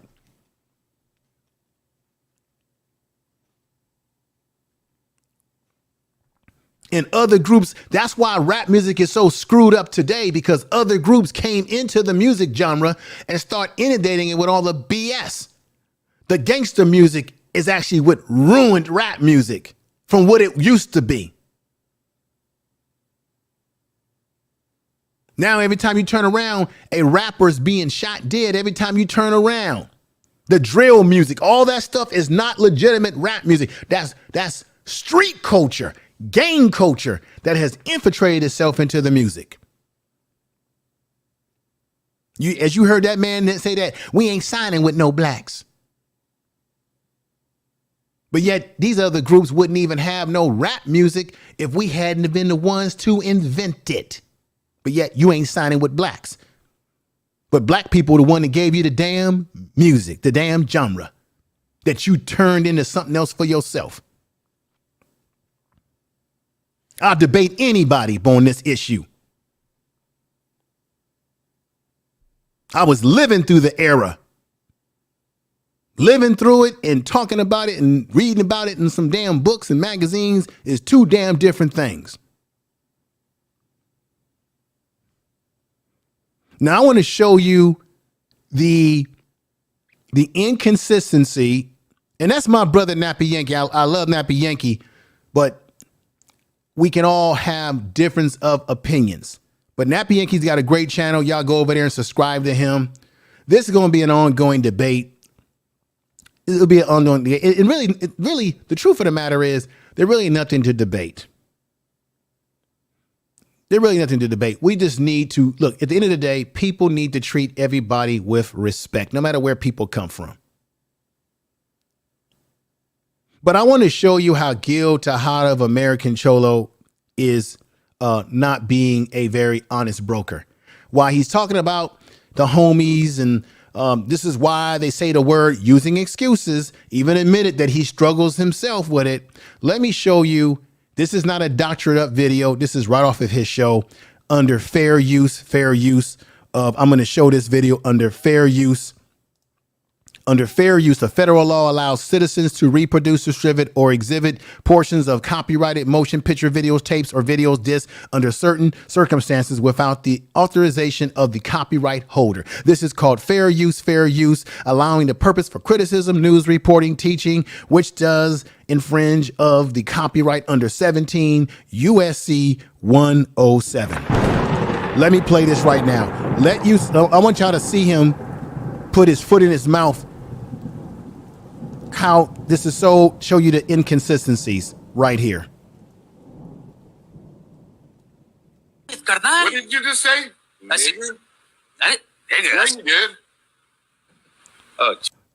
Let me move this back. I want y'all to hear this from the very beginning, and I'm going to let it play consistently. Here we go. Taking shots at me like I'm this nigga. I'm like, fool, look who you hanging with, carnal. What did you just say? I said, You did. Oh, jeez. You just said that word. Yeah, I did, Sonny. I did. I said, you keep hanging with these guys and you always keep taking shots at me like I'm this nigga. I'm like, fool, look who you hanging with, carnal. What did you just say? I said, Nigga? nigga. Yeah, you did. Oh, jeez. You just said that word. Yeah, I did, Sonny. I did. I said, you keep hanging with these guys and you keep always this nigga. I'm like, fool, look who you hanging with, carnal. What did you just say? I said, Nigga? nigga. Yeah, you did. Oh, jeez. You just said that word. Yeah, I did, Sonny. I did. I said, you keep hanging with these guys and you always keep taking shots at me like I'm this nigga. I'm like, fool, look who you hanging with, carnal. What did you just say? I said, Nigga? nigga. Yeah, you did. Oh, jeez. You just said that word. Yeah, I did, Sonny. I did. I said, you keep hanging with these guys and you always keep taking shots at Information Tell the truth. is power.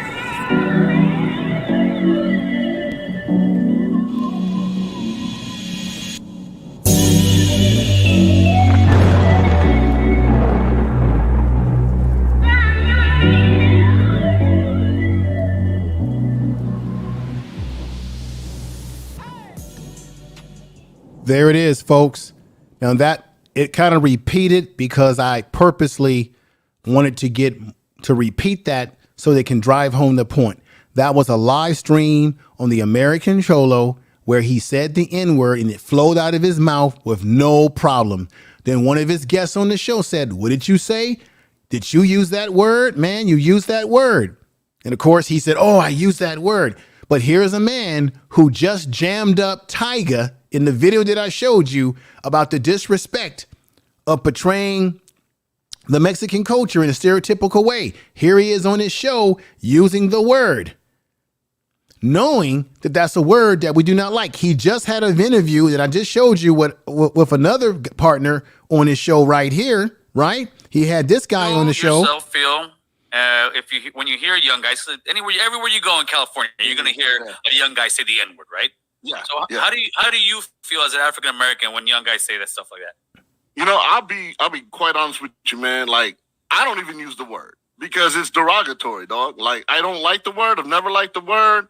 I'm not gonna say I never used it, but so the brother says he doesn't like the word. Using the word, period.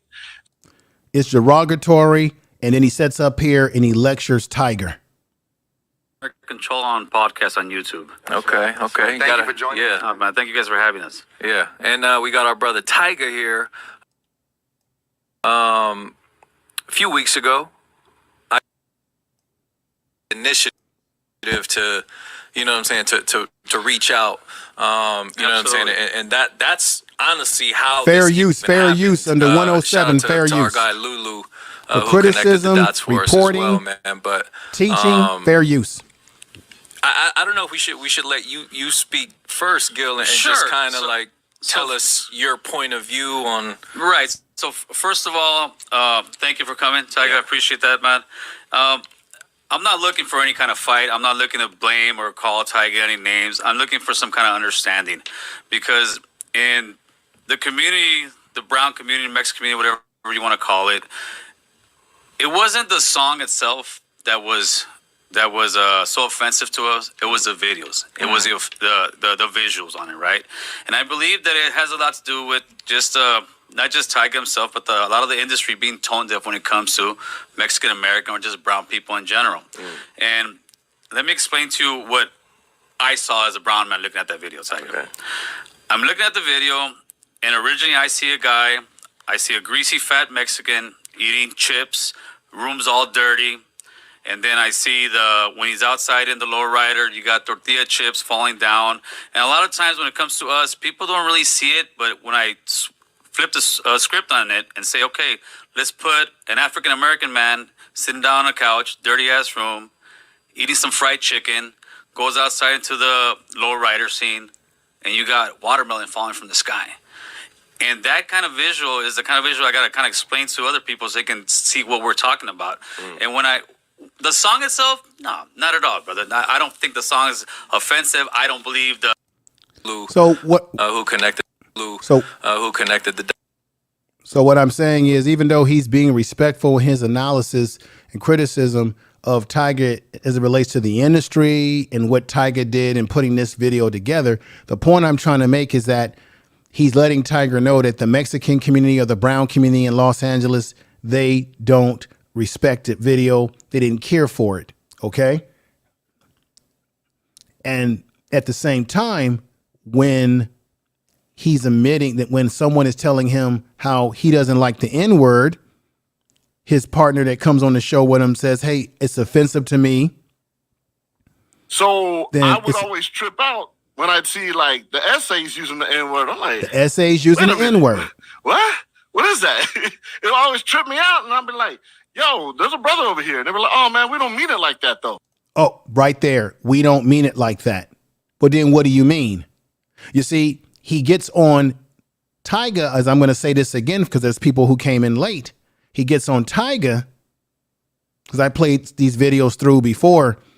He gets on Tyga and he says, well, Tyga, this is why it's disrespectful.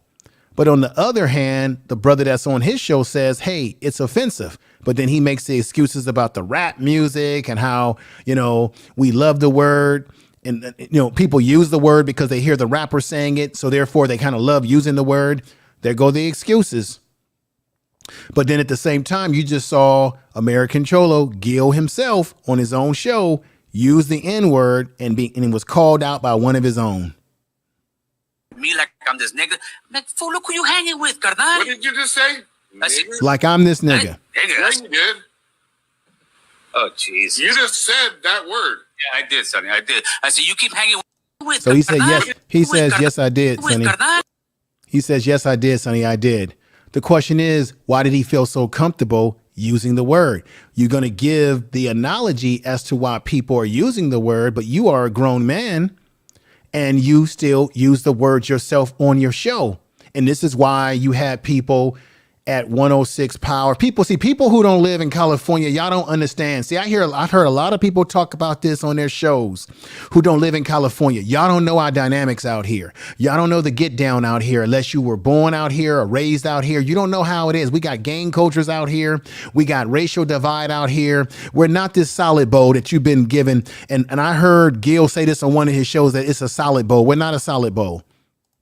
We're none of these things out here. We're not a solid bowl. We're just a lot of people, different fruits and vegetables. We're different people of different races and ethnic groups and what have you living in this place, but we're not together in a melting pot. We're not in a melting pot. We're not a solid. It's not a melting pot. It's just a bunch of people living together who don't really understand each other, don't really have much respect for one another. Because if they did have respect, the essays and the Latin rappers would stop using the N-word. And I'm going to show you something in just a minute to drive home my point in my analysis tonight. And I appreciate everybody in that chat room tonight. I really do. I really, really, really do.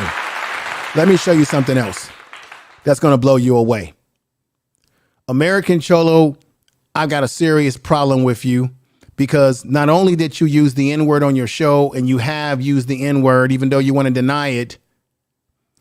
And the reason why I have a problem with you is because you get yourself involved in business that does not belong to you to get involved in. You're even talking about the reparations movement that we have here in California, and you've got no business putting your business in it. See, the thing is, every ethnic group has the right to their own sovereignty to do what they want for their own people. You don't see black people going around getting involved in other ethnic groups' business and telling them what they should not be doing. We got Native Americans here in California. We got bills right now. See, if you don't live in California, you don't know what's going on. You're just talking.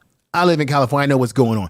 Right now, we've got bill initiatives for Native American tribes, small Native American tribes, to get money out of gaming, because the bigger Native American tribes, the bigger families are sort of pirating, taking money from the smaller tribes. So there's commercials on TV all the time telling us to vote for certain propositions that's going to benefit the Native American tribe. And you don't hear anybody black in California getting involved in Native American business or any group's business, but everybody wants to get involved in the California reparations bill business. It's none of your business to be in our business. Let me hear another clip that I played before from American Cholo in his program. Let me let you hear what they were saying, talking real greasy too. And young Raza or Raza who want to believe that, you better turn your TV, brother. You better turn your radio. So what do you think about these Black Lives Matter that they want to be paid for being what is it, slaves and all that? Reparations. Yeah, there it is. Well, I heard they passed in North Carolina. Yes. What? It was a small little town in North Carolina that passed reparations for whoever's over there. I'm sure they'll try to do something out here in California. I think they already actually got a little board going that they're going to start looking into it. So Yeah, that's when we, the Raza, need to step up, protest, and I'm talking major, and turn around and tell them, no, nobody getting reparations until the Native Americans and the Mexicans get ours first. We've been going through this crap a lot longer, so I don't want to hear it. Because it's not fair, dog. How are you going to give a bunch of money to a specific group, dog? This is the United States, a melting pot. How are you going to give it to a specific group? because right now they've got the white people with so much guilt. It was your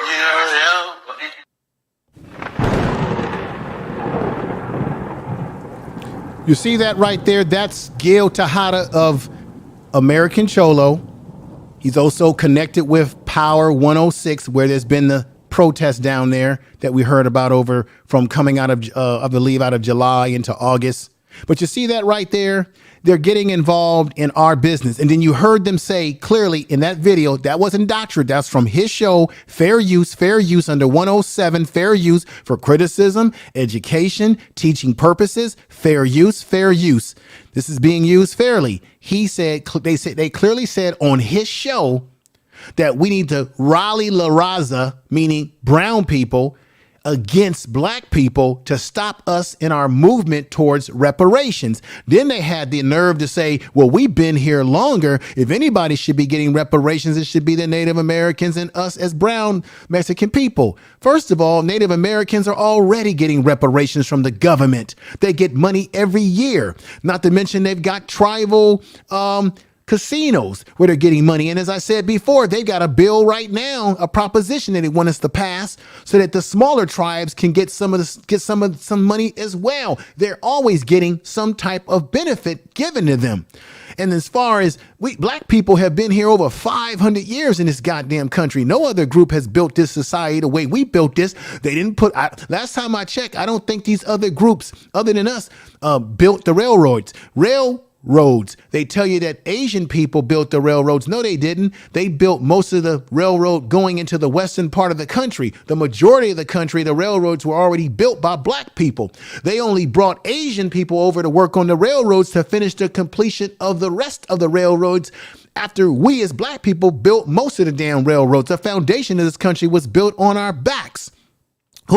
This country was built on agriculture. Who you think was out there in those fields working in agriculture? A lot of people think that, well, it's the Mexicans that come from Mexico. They're the ones that have only worked in fields. Black people were working in fields before they were even over here.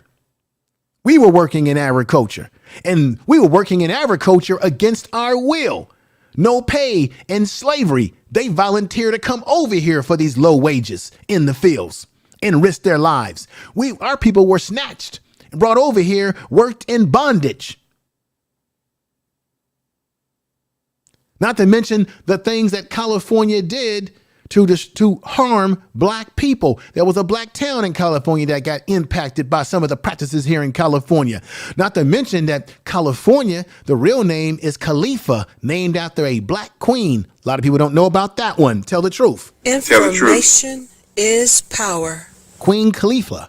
Look it up for yourself. So that's a disrespect to sit up here and say, hey, they got some bill going where they want to get, you're in our business, Gil. You're in our business. You don't see black people telling Mexican people in Southern California, hey, how about y'all stop getting all those licenses to sell food on the street as street vendors? You don't see us getting involved in your business. Stay out of our business. Stay out of our cipher. Has nothing to do with you. And then Gil goes on to further get up in our business and on his show, and they're going to have this conversation about, well, I would be with reparations, but they got to have a plan. We already have a plan. What are you talking about? You're $1 late and 25 cents short. They're telling us what we should be doing, what we're already doing. See, he contradicts himself. On his show, he has people saying that, well, I would be with the reparations movement for black folks, but they got to have a plan. They got to have a structure. Well, the very structure that we're trying to create with the California bill, you just had a guy on your show say, we got to rally up brown people to stop their bill. That bill is based in the resources that we need to properly vet the structure that it will take to get the reparations. They've already passed the idea of it in the law in California, and things are still happening and progressing around the issue. But let you listen to this on his show where they're trying to tell us what we need to be doing. We're already doing it. Stay out of our damn business and cipher. Reparations. I just want to give you my quick opinion on that. Yeah, shoot. Okay, yeah, like I would be completely okay with reparations. Yep. If when they spoke about it, they had like an actual plan. Like, okay, dummy, you are a dummy. We already have a plan. Stay out of our cipher. Stay out of our business. If we had a plan, the very plan that you're saying that if we had one, Gil on his show, American Cholo, had individuals on the show talking about, hey, they passed a bill in North Carolina. What? They're about to do the same thing here in California. Oh, we gotta rally the La Raza and we gotta stop it. The bill and the things that we're doing is part of the plan that you setting up on here on your show with your people calling in, telling us what we need to do. But you already had on your show somebody on your show talking about we got to stop what they're trying to do. Now you want to act like you giving us some damn advice. Folks, we have no friends. We have plenty of enemies, and there is no brown and black coalition. If you think that, I got a damn bridge in Brooklyn to sell you.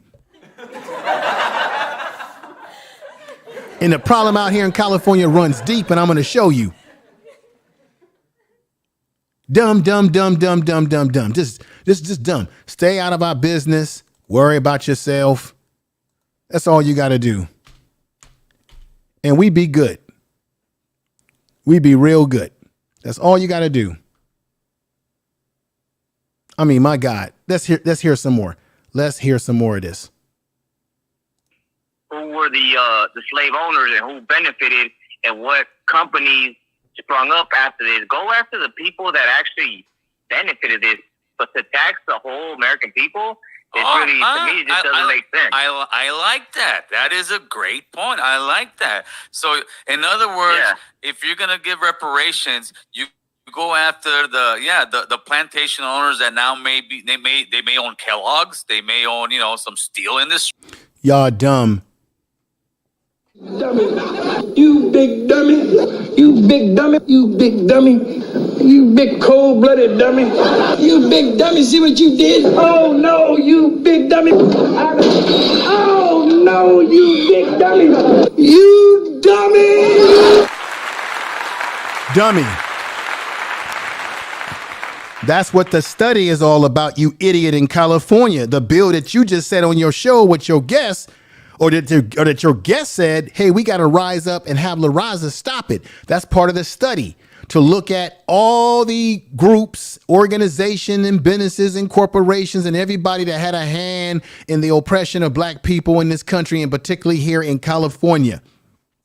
That's what it is. You're $1 late and you're 25 cents short, Gil. You guys think that you're really smart, that you guys are ahead of the game, that black people haven't thought this out because you guys think that we're not intelligent enough to already have these things already in the works of studying, of realizing that we don't have books in history and professors and people who are learned, who know the history and what happened to us in California and can illustrate it and writing and books and all of that. But you guys are smart on your show, American Cholo, to tell black people what we need to do for you guys to get on board with it when it has nothing to do with you. Tell the truth. Ain't this a damn shame, everybody in the chat room? And let me read this real quick. Deborah Guns gave me a beautiful super chat. Thank you, my sister, and clap to you. Thank you for the super chat. She says, everyone hates black Americans, but want to be black. I'm straight out of Compton, born and raised B1. Thank you, sister. And thank you for the super chat. Let's listen to this bullshit. Or exactly. that, you know what? I'm down with that. The problem is, though, in California, well, no, there still can be You're sister down companies with it. from those places. But you know what? Wait a minute. You're down with it, and it got nothing to do with you. But you're down with it if it fits into the narrative that you think you educating black people about a movement that's our movement, not your movement. That's like me telling if Mexican people in America are fighting for whatever was wrong to them, that's like me as a black people trying to tell Mexican people or people, brown people, how they should go about doing what they're doing when they're already in the works of doing it. And I'm getting up on my channel telling them what they should do. All up in their Kool-Aid, all up in their business. And that shows, look, this shows that American Cholo, Gil Tejada, that shows that he has not taken the time to do the work and the research to see that we have been doing those sort of things, that we have educators, we have people talking about reparations and looking into all those areas that he thinks he's so smart on his show talking about, like he teaching us something. Man, I tell you. What, Rob? That is absolutely great idea. Go after the actual people who made money off slavery at the time, right? Yeah, because if they're just yelling out, that's the only thing I had when it was there was a big push for it during all the riots and everything. Right. That they were just screaming at the top of their lungs. It was like, dude, you guys have the organization to be. Ain't nobody screaming at the top of their lungs. We got organizations here in California that are working on it. I know the people that are involved in the reparations movement in California that are at the ground level. They've been on my damn channel. It's already been put in the law to move it forward in California because of the work on the ground. Gil Tejada, American Chola. Once again, you're $1 late and you're 25 cents short. Be able to figure this out. You know what I'm saying? Because they have to figure it out, like to figure it out. They just wanted to tax the American people, and I'm just like, that shit doesn't make any. That we want to tax the American people. Aren't black people American? Don't we pay taxes too in this country? Don't we pay taxes in this overpriced state called California? We just want to tax the American people. The American people, the last time I checked, the American people benefit from what black people did in this country, in this place called California. Y'all benefit.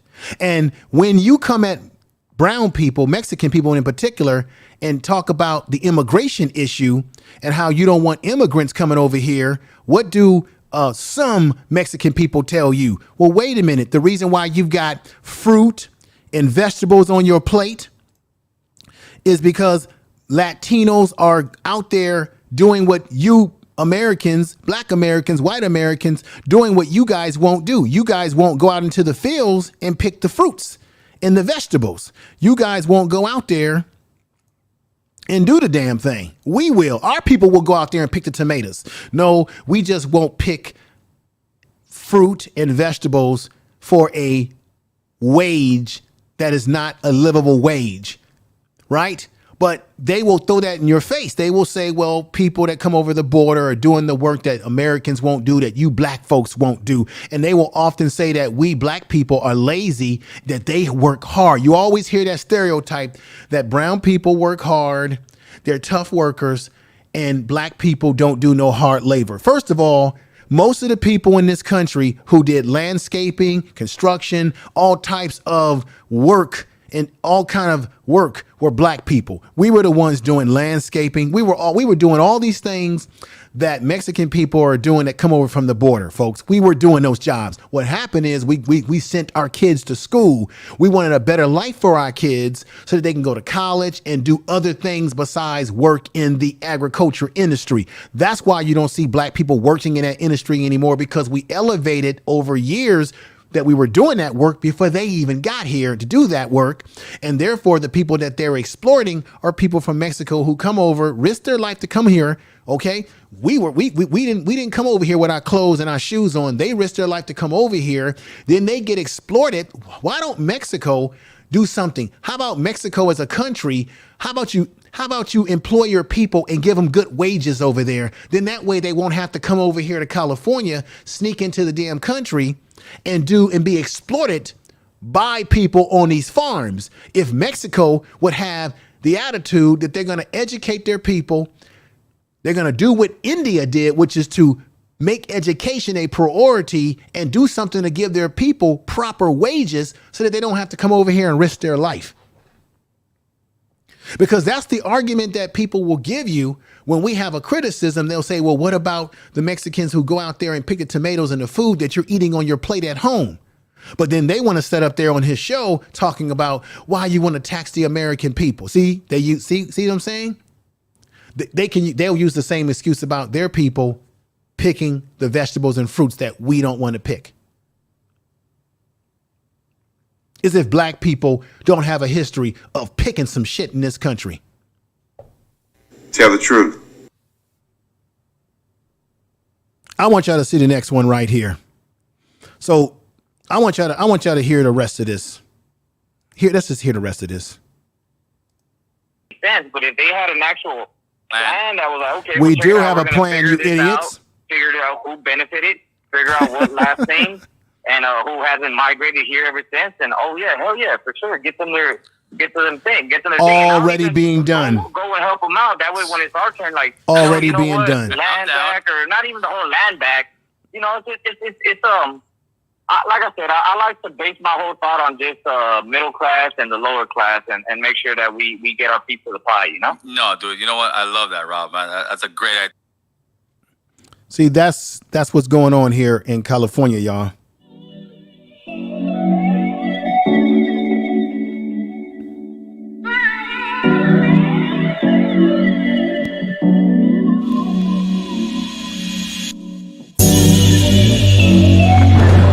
Information is power.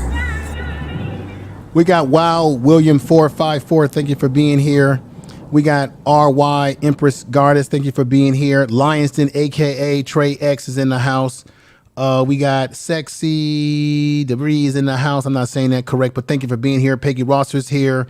Hand Throat is here. Keith Weston is here. Thank you, my brother, for being here. KDG is in the house. Stephen Gilmore.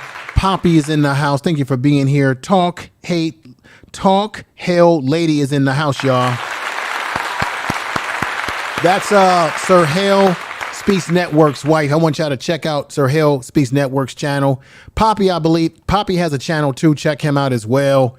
I appreciate Sir Hale's wife coming over and joining us. Have a lot of respect for Sir Hale, Black Man Unfiltered, that whole crew over there. Fantastic. We got RY, Dever Guns in the house. Everyone that's in the house, thank you for being here. I know this stream is very harsh. It's very polarizing, but I had to break it down to you as to what's going on here in California. Now, I'm going to show you this other video because there was a protest at the radio station Power 106 where I believe Gil DeHill has a gig there, as well as he's a YouTuber. I could be wrong, but I think this is where a lot of this came out of the whole Tyga situation, as the N-word was being used and there was a little protesting going on. And I have to agree with part of what this sister says here, that other groups, there's an unwritten rule. You don't use the N-word. You don't use the N-word. We may use it, but you can't use it. But I don't think we need to be using the N-word, period. We need to do away with this horrible word altogether. With that said, everybody, check this out. Said to me, everybody knows the cardinal rule. No non-black person, not even Caribbeans, Africans. This is at Power 106. No one gets to say nigger, ever. Shut it down. Do not allow it. I don't care if it's the homie. I don't care if it's a family member, shut it down.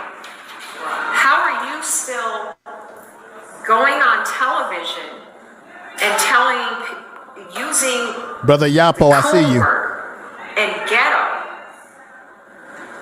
and you know that you're not Tell the supposed to truth. do that. So he's trying to back up what he's doing by This saying, is Gil Tejada. Story, but we have too many videos showing. She's talking about Gil, who I've been showing you today, of American Cholo podcast. He has a YouTube channel as well. That's what the sister's talking about. That he uses the N-word all the time. I'm gonna pull this back and let y'all hear this little part one more time. Check this out. And you know that you're not supposed to do that. So he's trying to back up what he's doing by saying, oh, I was telling a story, but we have too many videos showing that he uses the N-word all the time.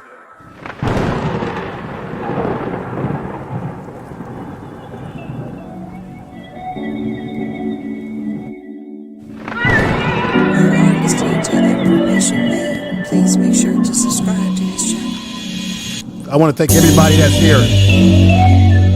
I want to thank you all in the chat room. I appreciate you all. Now let me show you something. There's a guy that I discovered on YouTube. I think he's a rapper out of Southern Cal. And he had a message to Gil and the American Cholo podcast. And he, from what I understand, I think he's Mexican himself. And I got to agree that I really appreciate hearing what he said, because he called out the BS, and he's in Southern Cal and he called him out. Let's go ahead and hear this right now.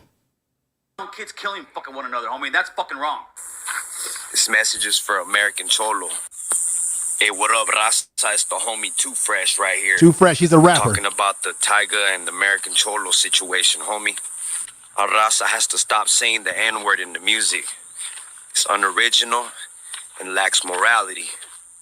We need to hold our people accountable.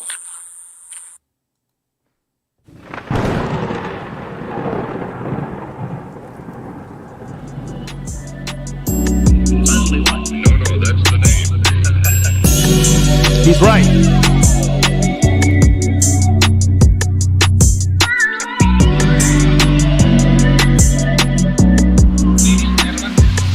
Let me show y'all something.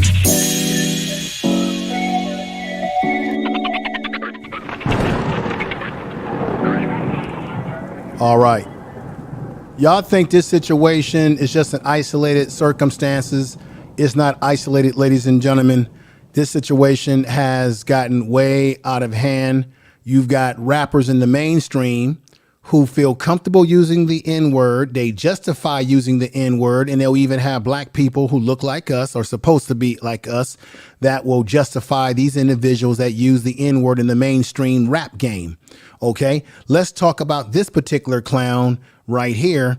And you know who this clown is. This is Tekashi 6ix9ine.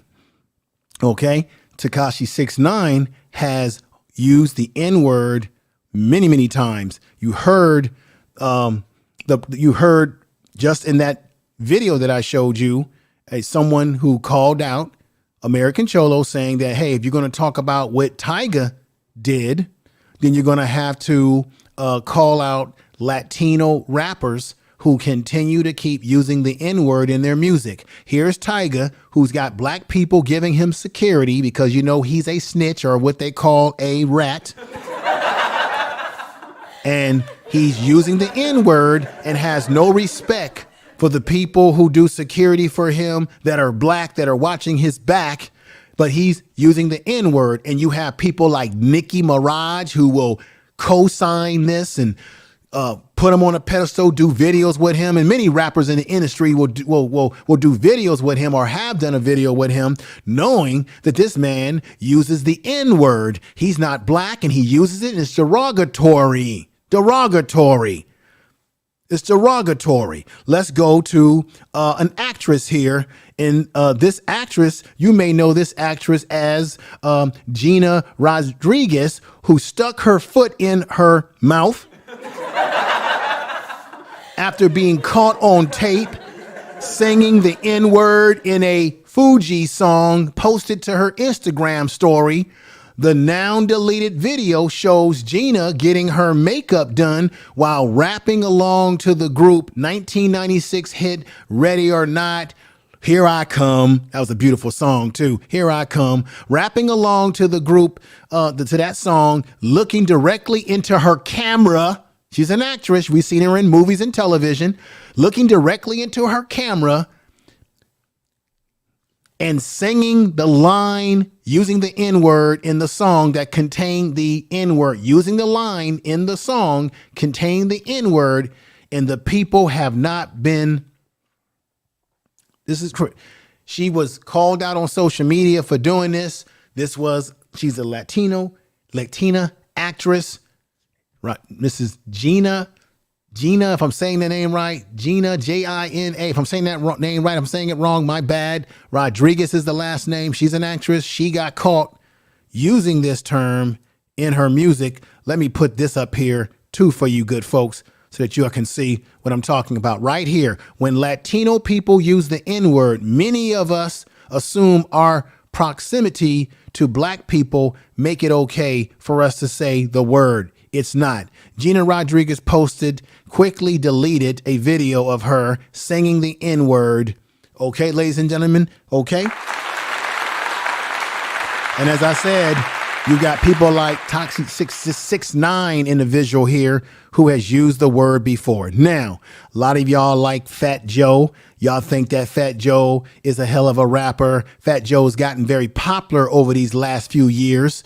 Fat Joe out of the New York area. And he's also gotten himself caught up in this as well, ladies and gentlemen. There's people that have called Fat Joe out. Here's an article right here I'm going to put up here, and you can find this for yourself if you think my research is flawed. It says here, this is the capture. You can look this up. Fat Joe defends his use of the N-word, the same bullshit that Gil Tejada said on American Cholo. He's going to use that same excuse about it being the music. I'm saying the N-word because it's the music, and when I grew up and we listened to the music, and I'm not saying it to be disrespectful to black people. I'm not using the hard ER. I'm using the GA. Bullshit. Right here it says, defending his use of the N-word. People want to look at things with racial eyes. I will not even know how to stop saying it. This is what he's saying, that I will not know how to stop saying it. If black people are telling you Fat Joe, Fat Albert, if black people are telling you they don't want you saying it, then why don't you show respect? This is what I'm saying. If Tyga is going to be made to take down his video, to be made to show respect to the Mexican or the brown community, why can't Fat Joe's fat ass do the same thing for black folks?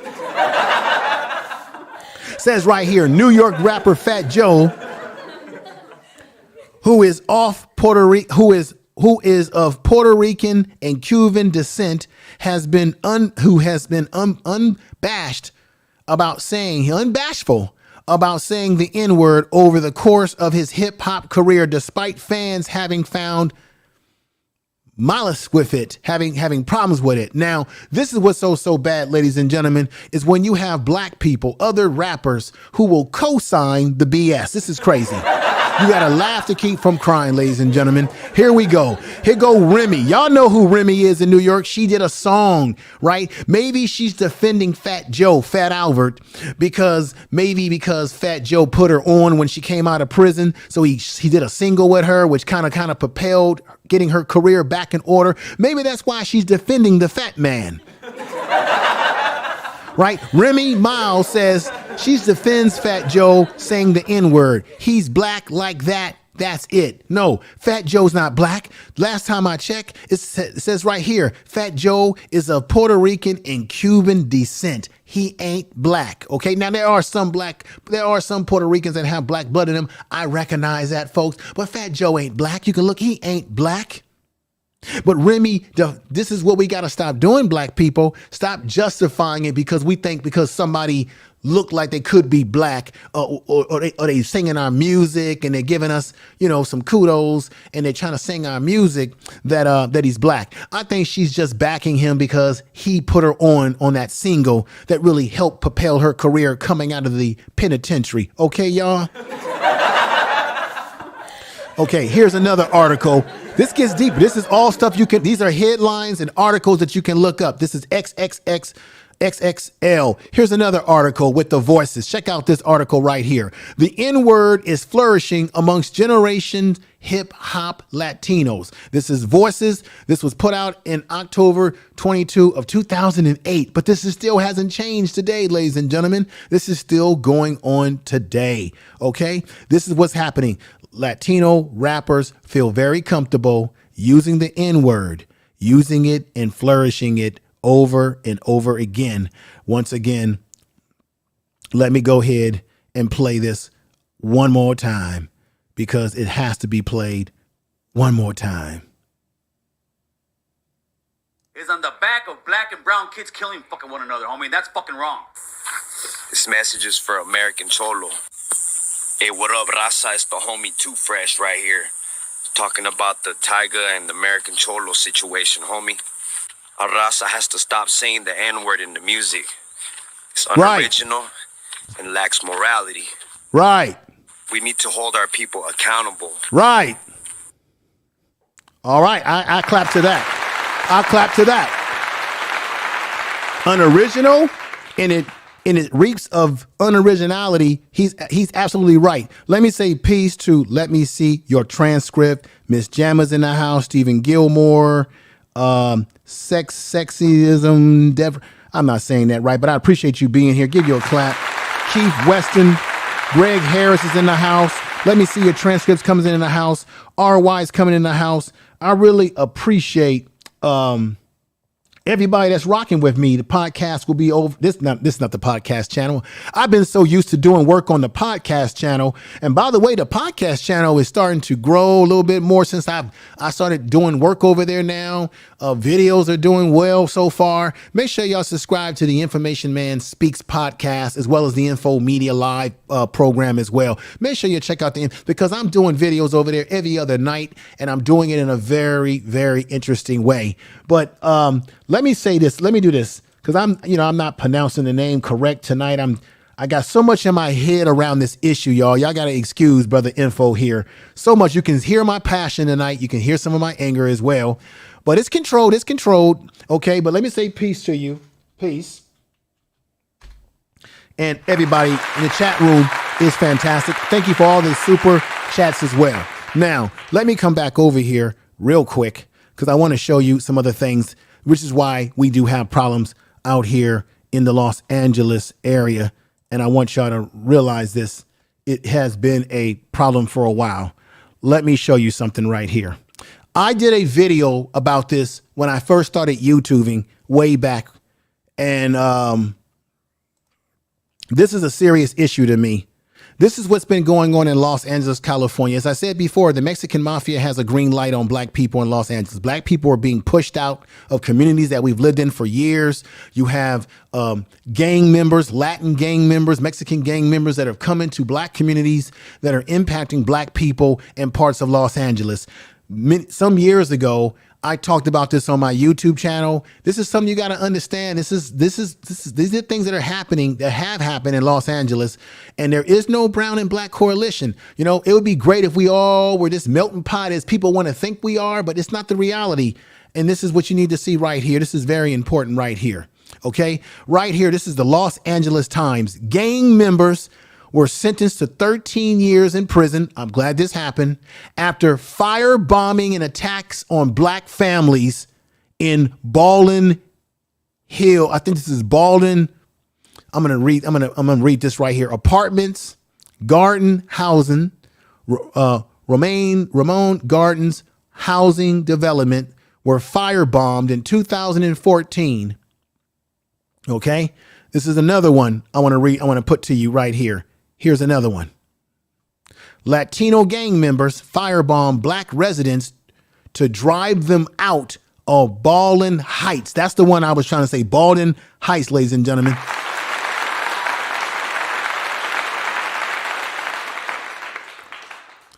Latino gang members firebombing black people out of project homes, low-income homes in areas that you have social economics that's not the best. You have Latino gangs that have done this, and you still have Latino gang members that are impacting black people in Los Angeles to this day in 2022. That's a damn fact. Let me put this one up here. These are all news clippings. LA Taco. This is not making any fun of anything. This is an actual news article in Los Angeles. East LA gang members admitted to firebombing black homes in the Garden. I think this is Ramona Gardens. I think that is Ramona Gardens. Ramona Gardens projects, and we got Baldwin Heights projects. Okay, this is what's been happening on these streets out here in these LA streets. Black people have been impacted by some of these Latin street gangs. East LA gang members who led firebombing of African-American residents sentenced to 16 years in federal prison. A senior member of the Big Hayes Street gang was sentenced today to 192 months in federal prison for orchestrating and executing the nighttime firebombing of African-American families at the Ramona Gardens Housing Development in Baldwin Heights in 2014 in order to force the residents out of their homes. Carlos Hernandez, 36 years old, aka Ryder. All these guys were implicated in this situation, folks. All these guys. So let me play a little bit of music. I'll be right back in just a moment. Be right back in just a moment, folks, before I get ready to end the program.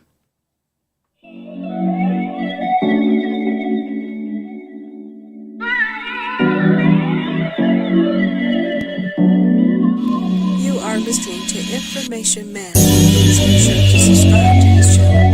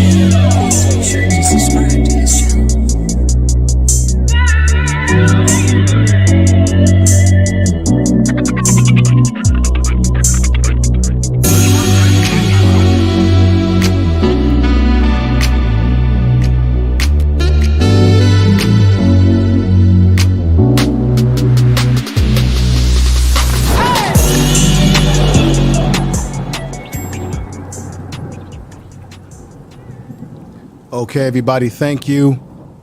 That's pretty much the points that I wanted to drive home today. I hope you got something out of this stream. We've been on for about 2 hours and 6 minutes. That's not too bad. But I hope you got something out of this as I laid out the argument and what I'm saying. I'm not saying that Tyga should have did a video where that was disrespectful to the brown or Mexican community here in Southern California or around the country. No, he should not do that. We should not do that, right? But if you're going to call him out and we say that you're doing something that's disrespectful to our culture, we don't need to hear the excuses about rap music and all the excuses being made to why you feel that it's okay for you to say the word or for why you are saying the word. We're simply asking you to stop saying the word and you need to just stop saying the word. Just as you wanted Tyga to stop displaying that video for all to see. And what did Tyga do? He took it down. Tyga didn't sit up there on that interview and give excuses. He said he never wanted to disrespect his Mexican audience. And as a result, as he had time to think about it, he took it down. He respected them. He didn't go into this long story about, well, you know, I got this idea about Mexican people or brown people because when I was growing up, I was looking at Mexican rappers. No, he simply said he grew up around Mexican people. He thought that he wanted to do something fun, but when he was called out on it, he took it down. Gil, American Cholo, when I look at his channel and I look at the clips that I've shown you today, he's all up in our business. He has said the N-word himself several times. Even someone on his show had to call him out, as I showed you. Again, I'll show you again once more. What did you just say? Nigger? Yeah, you did. Oh, jeez. You just said that word. Yeah, I did, Sonny. I did. I said, you keep hanging with these guys and you always keep taking shots at me like I'm this nigga. I'm like, fool, look who you hanging with, carnal. What did you just say? I said, Yeah, you did. Oh, jeez. You just... So once one of his guests on his show called him out for using the word, which I respect him for doing that, he kind of admitted, well, yes, I did, but then went on to continue his conversation. So he kind of just wanted to just kind of walk over it a little bit. You see? You can't have it both ways. You can't call out Tyga and at the same time make excuses for why it's okay or why Latino rappers or kids that are Mexican or brown in your community, why they use it. Okay, we've heard all those excuses. Okay, you've explained why they use it. Now it's time to say, don't use it. And why he sat up there and said he tries to tell his homeboys and young people not to use it, he's using it himself. And when he was called out on it, he sort of tried to like, just kind of like smooth it over with continuing his conversation, saying, oh yeah, I did say it. And then kept going with it, or kept going with his conversation as if it was just, oh, oops on me. So you can't have it both ways. Now, you all have probably seen videos about this 106 power situation in Los Angeles, but I don't think anyone has given you the analysis and the breakdown in the way I did today. I want you to share this video in your social media. Please do so. I want you to share this video in all your social media, share it in your community tab. Be bold to share this because it needs to be heard by all. This isn't about hate. This isn't about, hey, we hate this group or that group. I'm really just saying that there's a double standard. And I brought up the issues of violence and the things that have happened to black people by some of these Latin gangs in LA because we're not in a solid bowl. We're not in a melting pot, should I say, because I've heard American Cholo Gil say that out here in Los Angeles, you know, everybody wants to work together and it ain't like that. There might be small pockets of people who are jiving with each other, but overall it's not like that. It's not going down like that. Let me show you my last video that I want to show you for the night. And I think I might have forgot to put this video up, but I'm going to see if I can pop it on here right now before I end the program. I'm just going to show you a little bit of the protests out there. It got a little nasty out there, unfortunately, with people.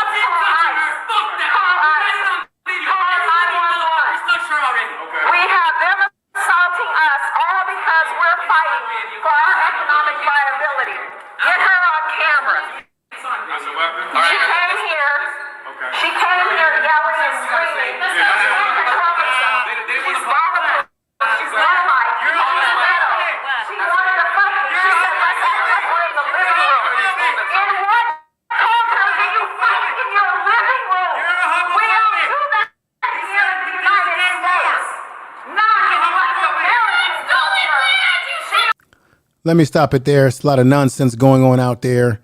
Got black people out there, I guess, who were protesting, I guess, Power 106 because of the N-word by Gil, that they were saying that he was using the N-word.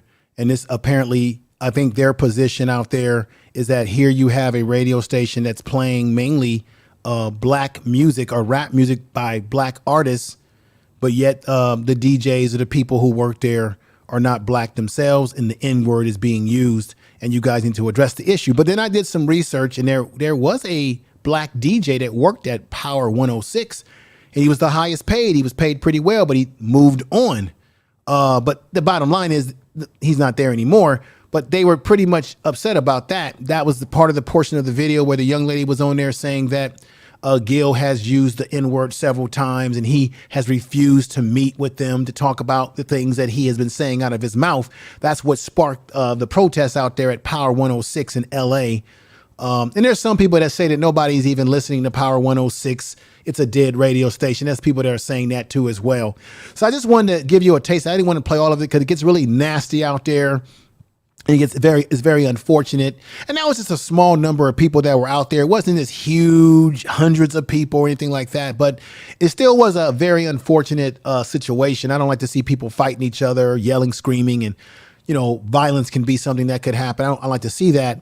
But these are just some of the things that do go on in California. There are some difference of opinions. There are some racial strife and some racial differences. It's not one big melting pot, as people may want to say.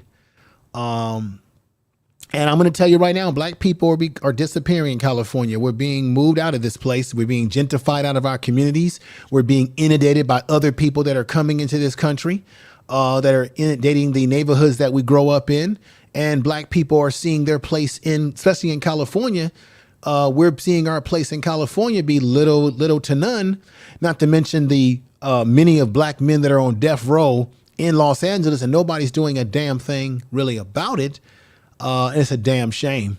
I think I want to thank you all. Let me go ahead and do this. I don't know why I wasn't using the StreamYard's chat room like I should, but let me say peace to Tiffany Jackson, Narratives and Dialogues, Lion's Den, thank you for being here. Cartel, thank you for being here. Greg Harris, thank you for being here. Let me put some thoughts up on the board here. Great question. Yapo's in the house. Yapo made a great point. Let's find his point. What point did Yapo make? Let me see if I can find Yapo's points right now. Yapo says this: anyone in the chat, tell me one other word that anyone fights so hard to be able to use. I don't know of any other group that anyone fights so hard to have a right to use. Right. Nobody should be fighting to use the N-word, but Yapo, I would also say that we as black people, we got to stop using the N-word on each other. And we got to stop making it to the point where it's become popularized to the point that people just say it as if it's just a regular word. So we got to first stop saying it to each other, as we don't want other people to say it at all. But we got to also look at each other in the mirror and say, why do we need to say it? And why do we find the need to turn a negative word in general and make it something positive because we use it as a term of endearment? I don't want anybody endearing me with that word. And you're going to give me a term of endearment? Say peace to me. Say go in peace. Say hotep to me. Say black man to me. Say grand rising to me, right? Say words of empowerment. There's nothing empowering about the N-word. Nothing at all. At all. Period. I don't care. You can spin everything you want to spin on it. Ain't nothing empowering about the word. Let me see your transcript. Says, what's the name of the Sunny Boy channel? You mean Money Boy channel? I know Money Boy was here. I think it's Money Boy Films, if that's who you're talking about. Let's see. Lions Den said that Power 106 is owned by Cuban American.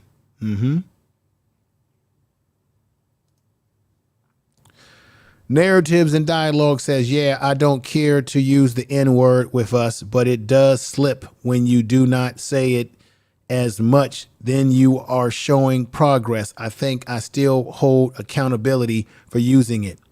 I think we got to hold accountability for ourselves. I've used it too, and I'm not proud of it. I just don't want it in my vocabulary anymore.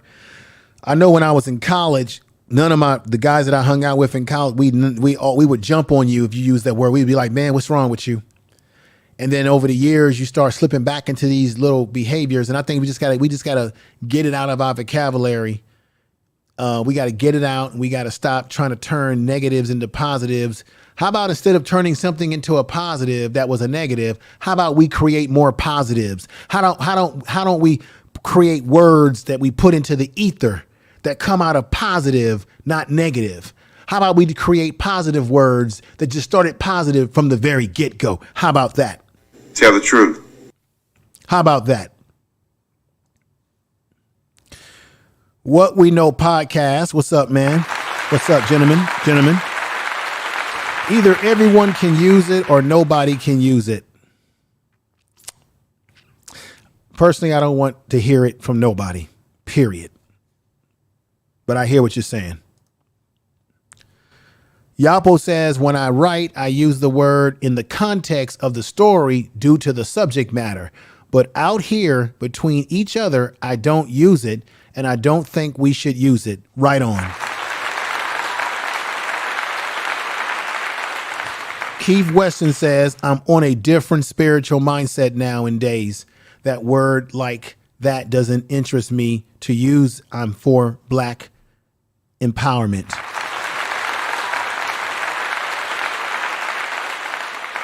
Poppy is in the house, everybody. Poppy's in the house. Check him out. He's got a channel too. Let me see what Sister Miss Jamma is saying. She says, didn't Steve Harvey use to be on Power 106? No, Power 106 is a radio station in Los Angeles. I think Steve Harvey was on, because, you know, Steve Harvey's, I don't think he lives in California.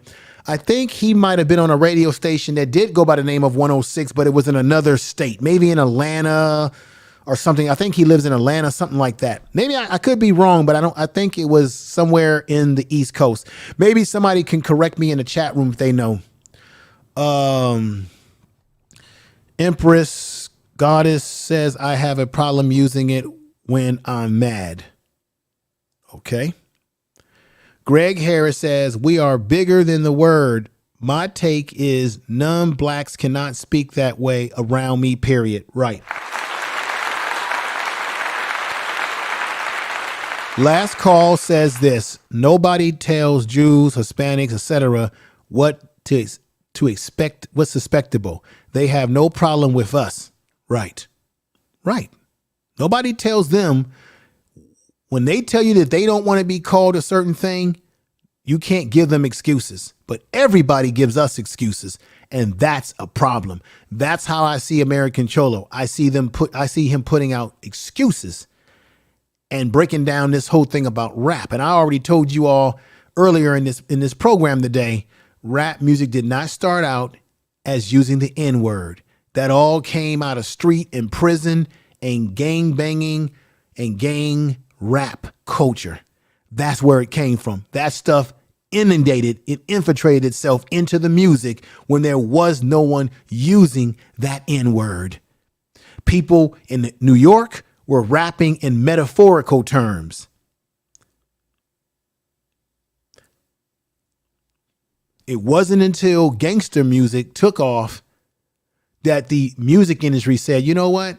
Let's push this towards black people. We got to get them out of thinking about going to college. We got to get them from listening to X-Clan, talking about go east, my brother, go east. We got to stop having them listen to Public Enemy, who's talking about fear of a black planet. We got to get them from listening to Brother Parrish in Oakland, California. We got to get them out of listening to music that's empowering them and making them go to college and making them call their women queens instead of bees. And you know what I'm saying, everybody. And replace the language with gangster music and push that on all radio stations where they're calling their women bees and garbage bags, and they're calling other men N-words, and they're flashing guns and doing music videos where they're shooting other black men. They wanted us to see that. They didn't want us to see groups like X-Clan with the African clothing, the medallions and the unks and all those different things, teaching us and educating us and empowering us. They didn't want us to be inundated with that message. So you change that message to bees and garbage bags, and then prop them up and then as soon as dudes got out of prison and start getting into rap music, because when they were in prison, they couldn't have a belt to keep their pants up. They had their pants sagging. Also, the sagging pants is a message to let people know that you're open to having sex with them. That prison culture came right into the community. And as those guys came into the community and didn't have no skills to get any real jobs, but they had skills to rap, they went into rap music and brought all that prison gang culture right into the music. And we call it to this day gangster rap. I tell the truth. Tell the truth.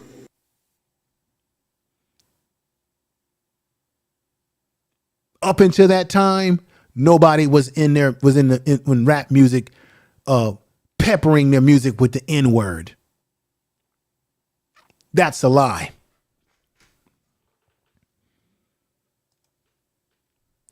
Greg Harris says Public Enemy was not what the executives wanted. They said, hell no, we got to stop this. Yes, they had to stop it because remember, when you had Public Enemy and all these different rappers that came out, where were they doing all their music videos? They were doing it on Spelman and Morehouse and Howard and all the HBCUs. And people were watching that and they were saying, man, I want to go to college, man. It looks cool. It looks fresh. That's back when we was wearing the African medallions and everybody was saying, peace, my brother, peace, my sister. Nobody was saying the N-word. See, this is a perfect example of what I was saying earlier. Black people are the inventors of this music. You got these other groups talking about, oh, the N-word's always been in hip hop culture. These are people who did not invent the music. The origins of the music had nothing to do with using the N-word. Gil Tejada, if he knew the history, he would know that and he would have never pushed that narrative. Yeah, that's where the music is today, but that ain't real hip hop music today. What we're listening today is garbage. It's sick. It's poison.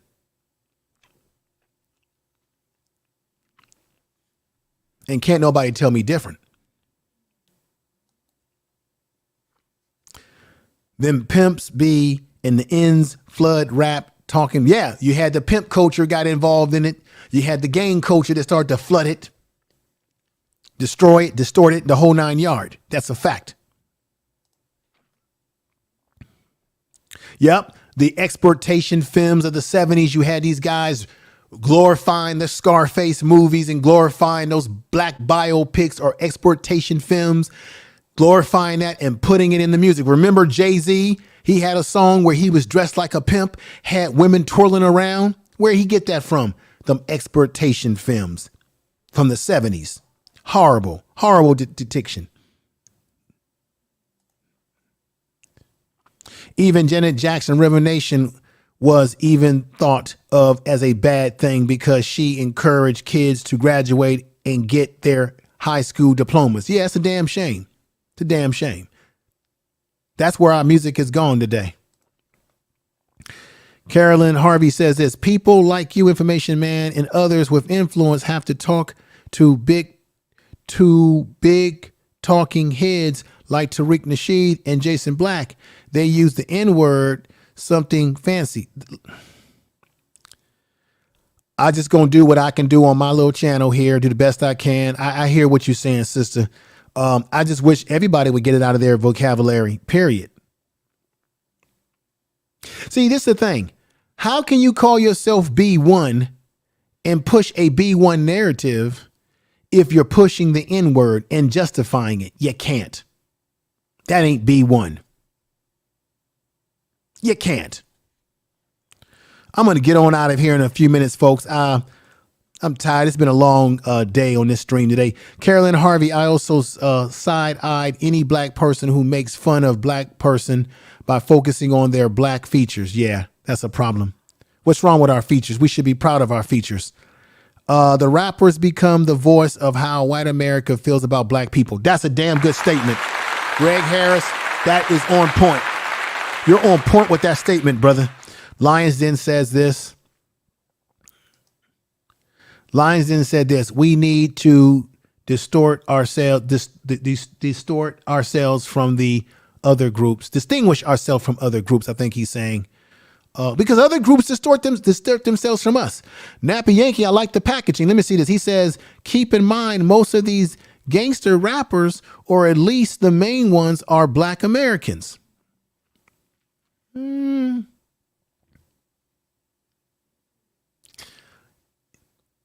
I would say, Nappy Yankee, that some are black Americans, and then you had a lot of your Caribbean rappers who came over from the Caribbean or were born here because their parents came here, who brought us all that stripper culture music.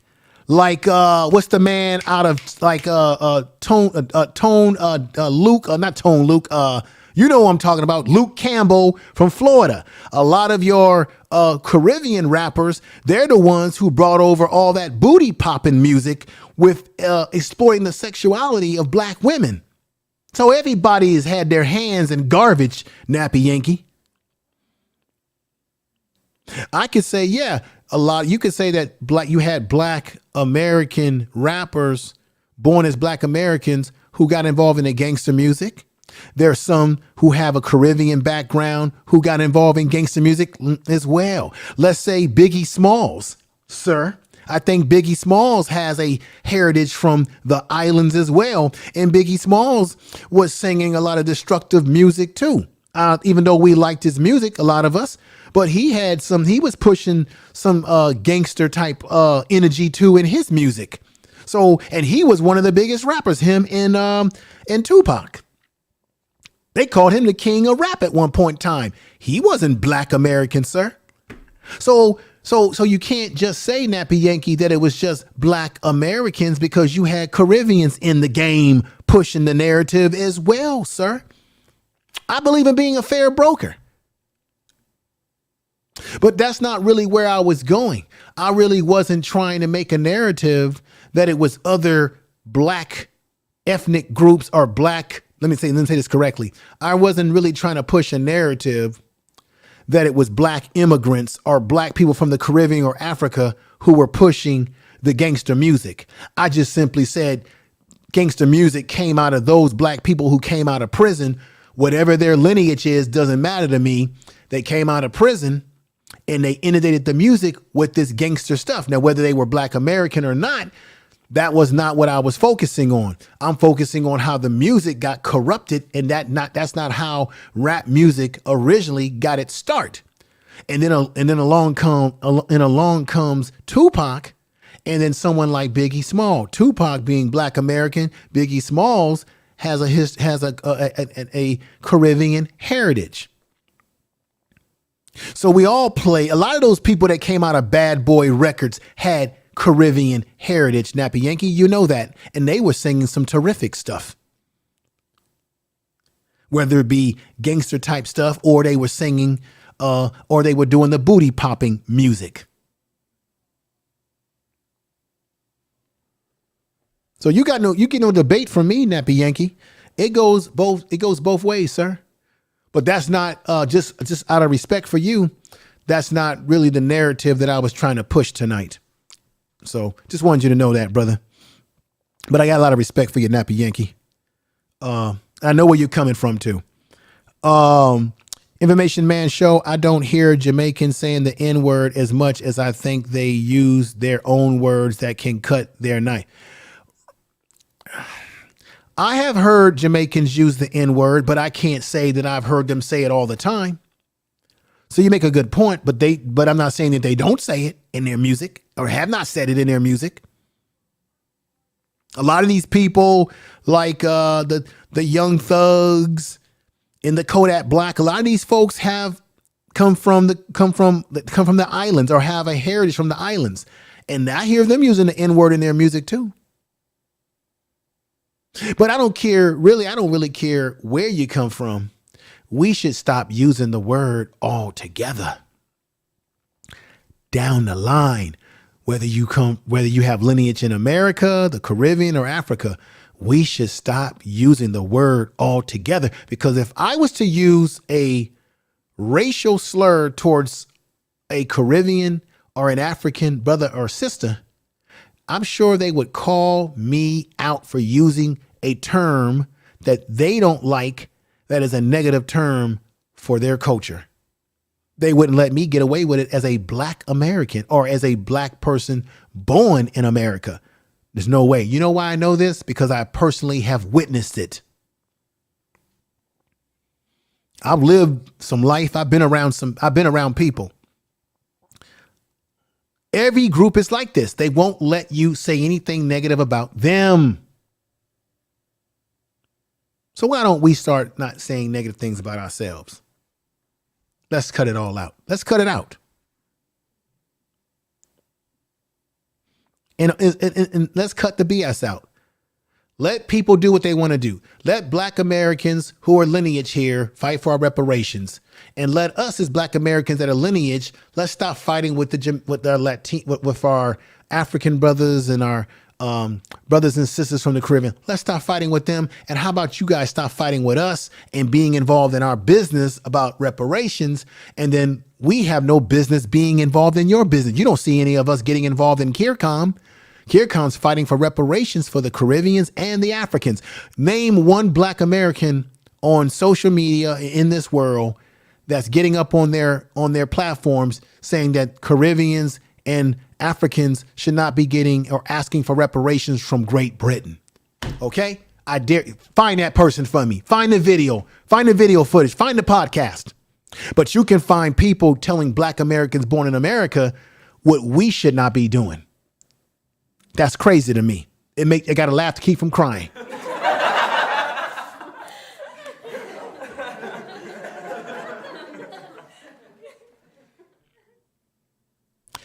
We got Brother Frazier. GA is in the house. Thank you for being here.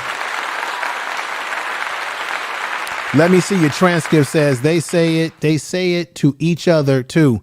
Yeah, we just got to stop saying it. Look, black people born here in America, Black people that come from the Caribbean or Africa, let's just stop saying negative words that come out of slavery to each other across the board. Let's just stop it. Tell the truth. Tell the truth. We've got in the house here, Jag War Cloud says, pale face. What's going on? Welcome here. We got Tiffany Jackson, who says foreign-born Blacks who have been in the States for a while often begin to use the N-word to refer to us. I have to be honest. I have heard people like that do that. But I also have heard Black Americans who are born here. I've heard us say negative things about people who come from other parts of the world that are Black, either be Jamaica, or we say negative things about them too. And what happens is that we both lose because we're both canceling each other out with negative energy towards each other, and we both lose. And guess who wins? White folks win because they're sitting back laughing and saying, look at all you Black people fighting each other while you're fighting each other for the crumbs that we're going to give you. We're going to grab the bag off of you fighting each other. You notice on YouTube, when Black people are going at each other, your views go up, and YouTube pushes the video through the algorithm. That should be your answer as to what's going on. They want us to fight each other. They want to monetize us fighting each other. They love it. When are we going to start loving each other and realizing the game and how the game works on these platforms? When are we going to start doing that?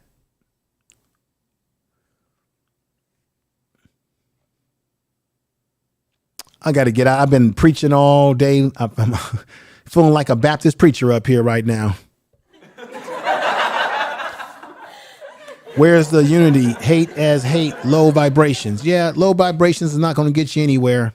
Let me read these last few. Let me see. I have heard Latinos and Asian dudes in rap and street culture in the Bay Area say each other, the Black and other Black folks, even white folks, want to find their place to do it, and they're doing it on YouTube. Yeah.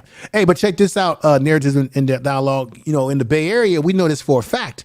You hear Asian people, Filipinos, Black people, of course, Latinos. You have other groups using the N-word. They'll use the N-word towards each other, and they use the N-word. They're using the N-word like it's no big thing. And guess what? I don't like it. I don't like it. You get that a lot out here in California. You hear a lot of that, and I don't like it. Greg Harris says, Mr. Info Bingo. Thank you, brother.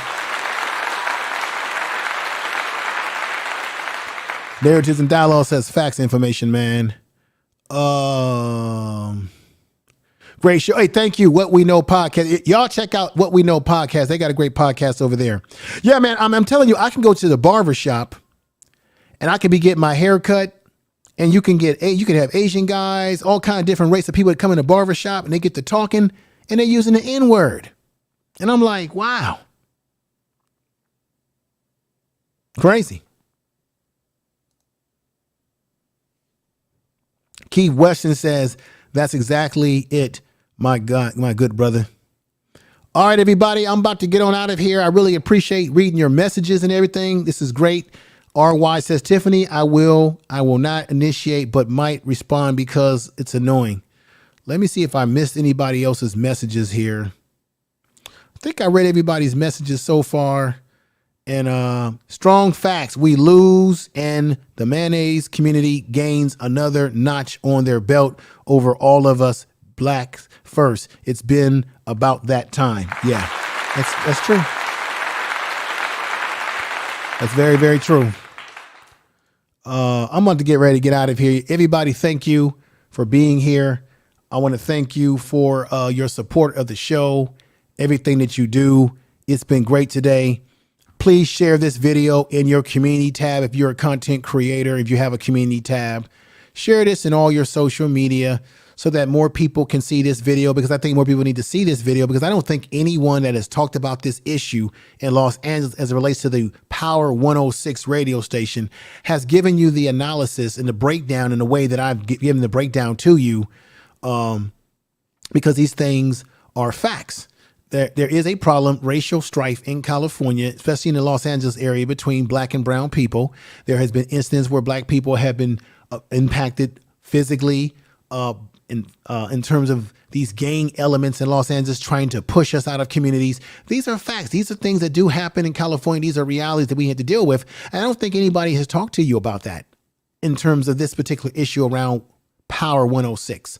So please share this video in your social media, push it through so they can get a lot of views, because I want people to definitely look at this video and learn something from it and get a different perspective than what they probably have gotten about the situation in California around this issue of Power 106. So thank you, everybody, and peace, and go in peace, go in love. See, I'm not going to use the N word.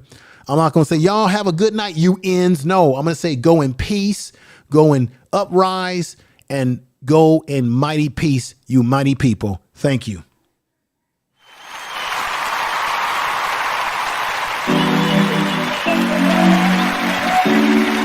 are listening to Information Man.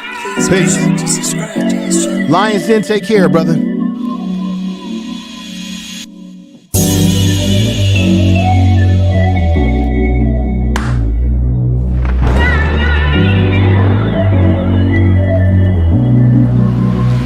The Information Man Show, baby.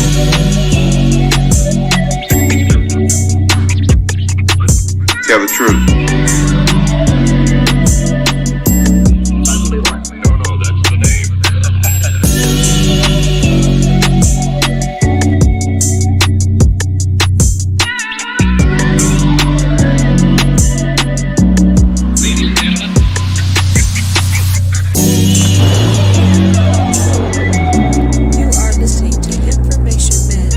And everybody who gave me a super chat today, I really appreciate you. Thank you.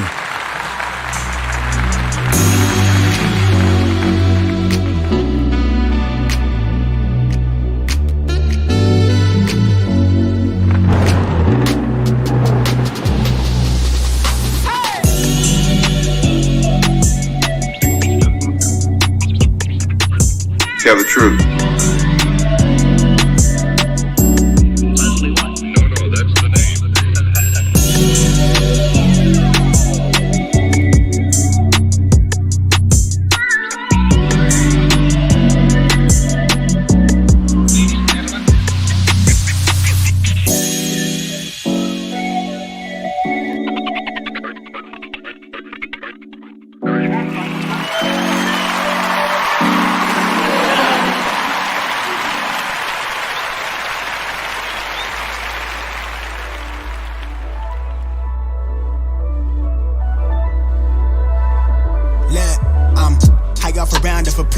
taking the cash to deposit. All of that talking is polished. Straight out the gate, they sing praise, but I'm unapproachable. Save it. Can't tell me what I've been on with. Losing my grip and I'm slipping. We still alive, but ain't living. Anxiety fall through to cripple me. Your car's going missing. The devil busy, he tempt me. Too much elixir, my enemy. In my mind, it's like 10 of me. They don't sound like your symphony. Sucking all of my energy. I'm not asking for empathy. Unless it's for the babies of the street, they a product of colic. Reality is running up to rob me of my sleep. The world be cold as gravity is pushing down. It's hard to breathe. Still it's solid on one knee. My pen is hollow, let it bleed. Trying to convince me that you give a fuck about my needs. How you finna fix the issue y'all don't even see? You can miss me with them empty gestures. I do more to get by without it. I'm a living legend. You say you was try to die. I'ma need you by my side. I've been living on the edge, just trying to get it together. Tell me, can you hold me down? Tell me, can you hold me down?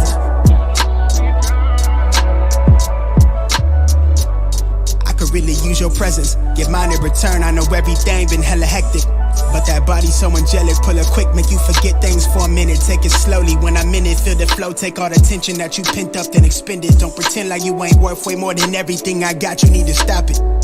When I'm with you, it's no limitation. You playing games, give me attention, and you real evasive. But I'm no better, I've been guarded. No, my rap sheet isn't flawless. Put some slick, got you on my line living. I'm not careful with your feelings all the time, the way I should be. I need you to hold me down, I wanna drown in what we could be. I could be your safe space, you tug on my emotions while I'm giving you that grade A. Before we go another round, here come a fight, you rather melee. I could be your only fan, help me compose a new plan. I'm out of rope, girl, I'm so sick of sleeping on each other. I found the pieces to my puzzle on the sheets. I bet our story be the best thing a nigga ever published.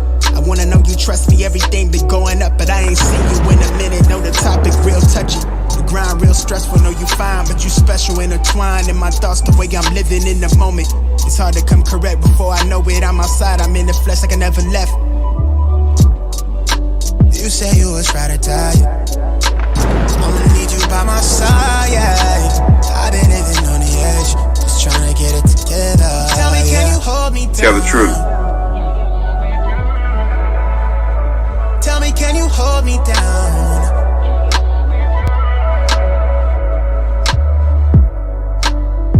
Can you show me something? You are listening to Information Net. Please make sure to subscribe to his channel. Oh yeah, you're so overdue on me. Yeah. Can you slide in the moonlight? Tell the truth. To Information Net. Please make sure to subscribe to his channel.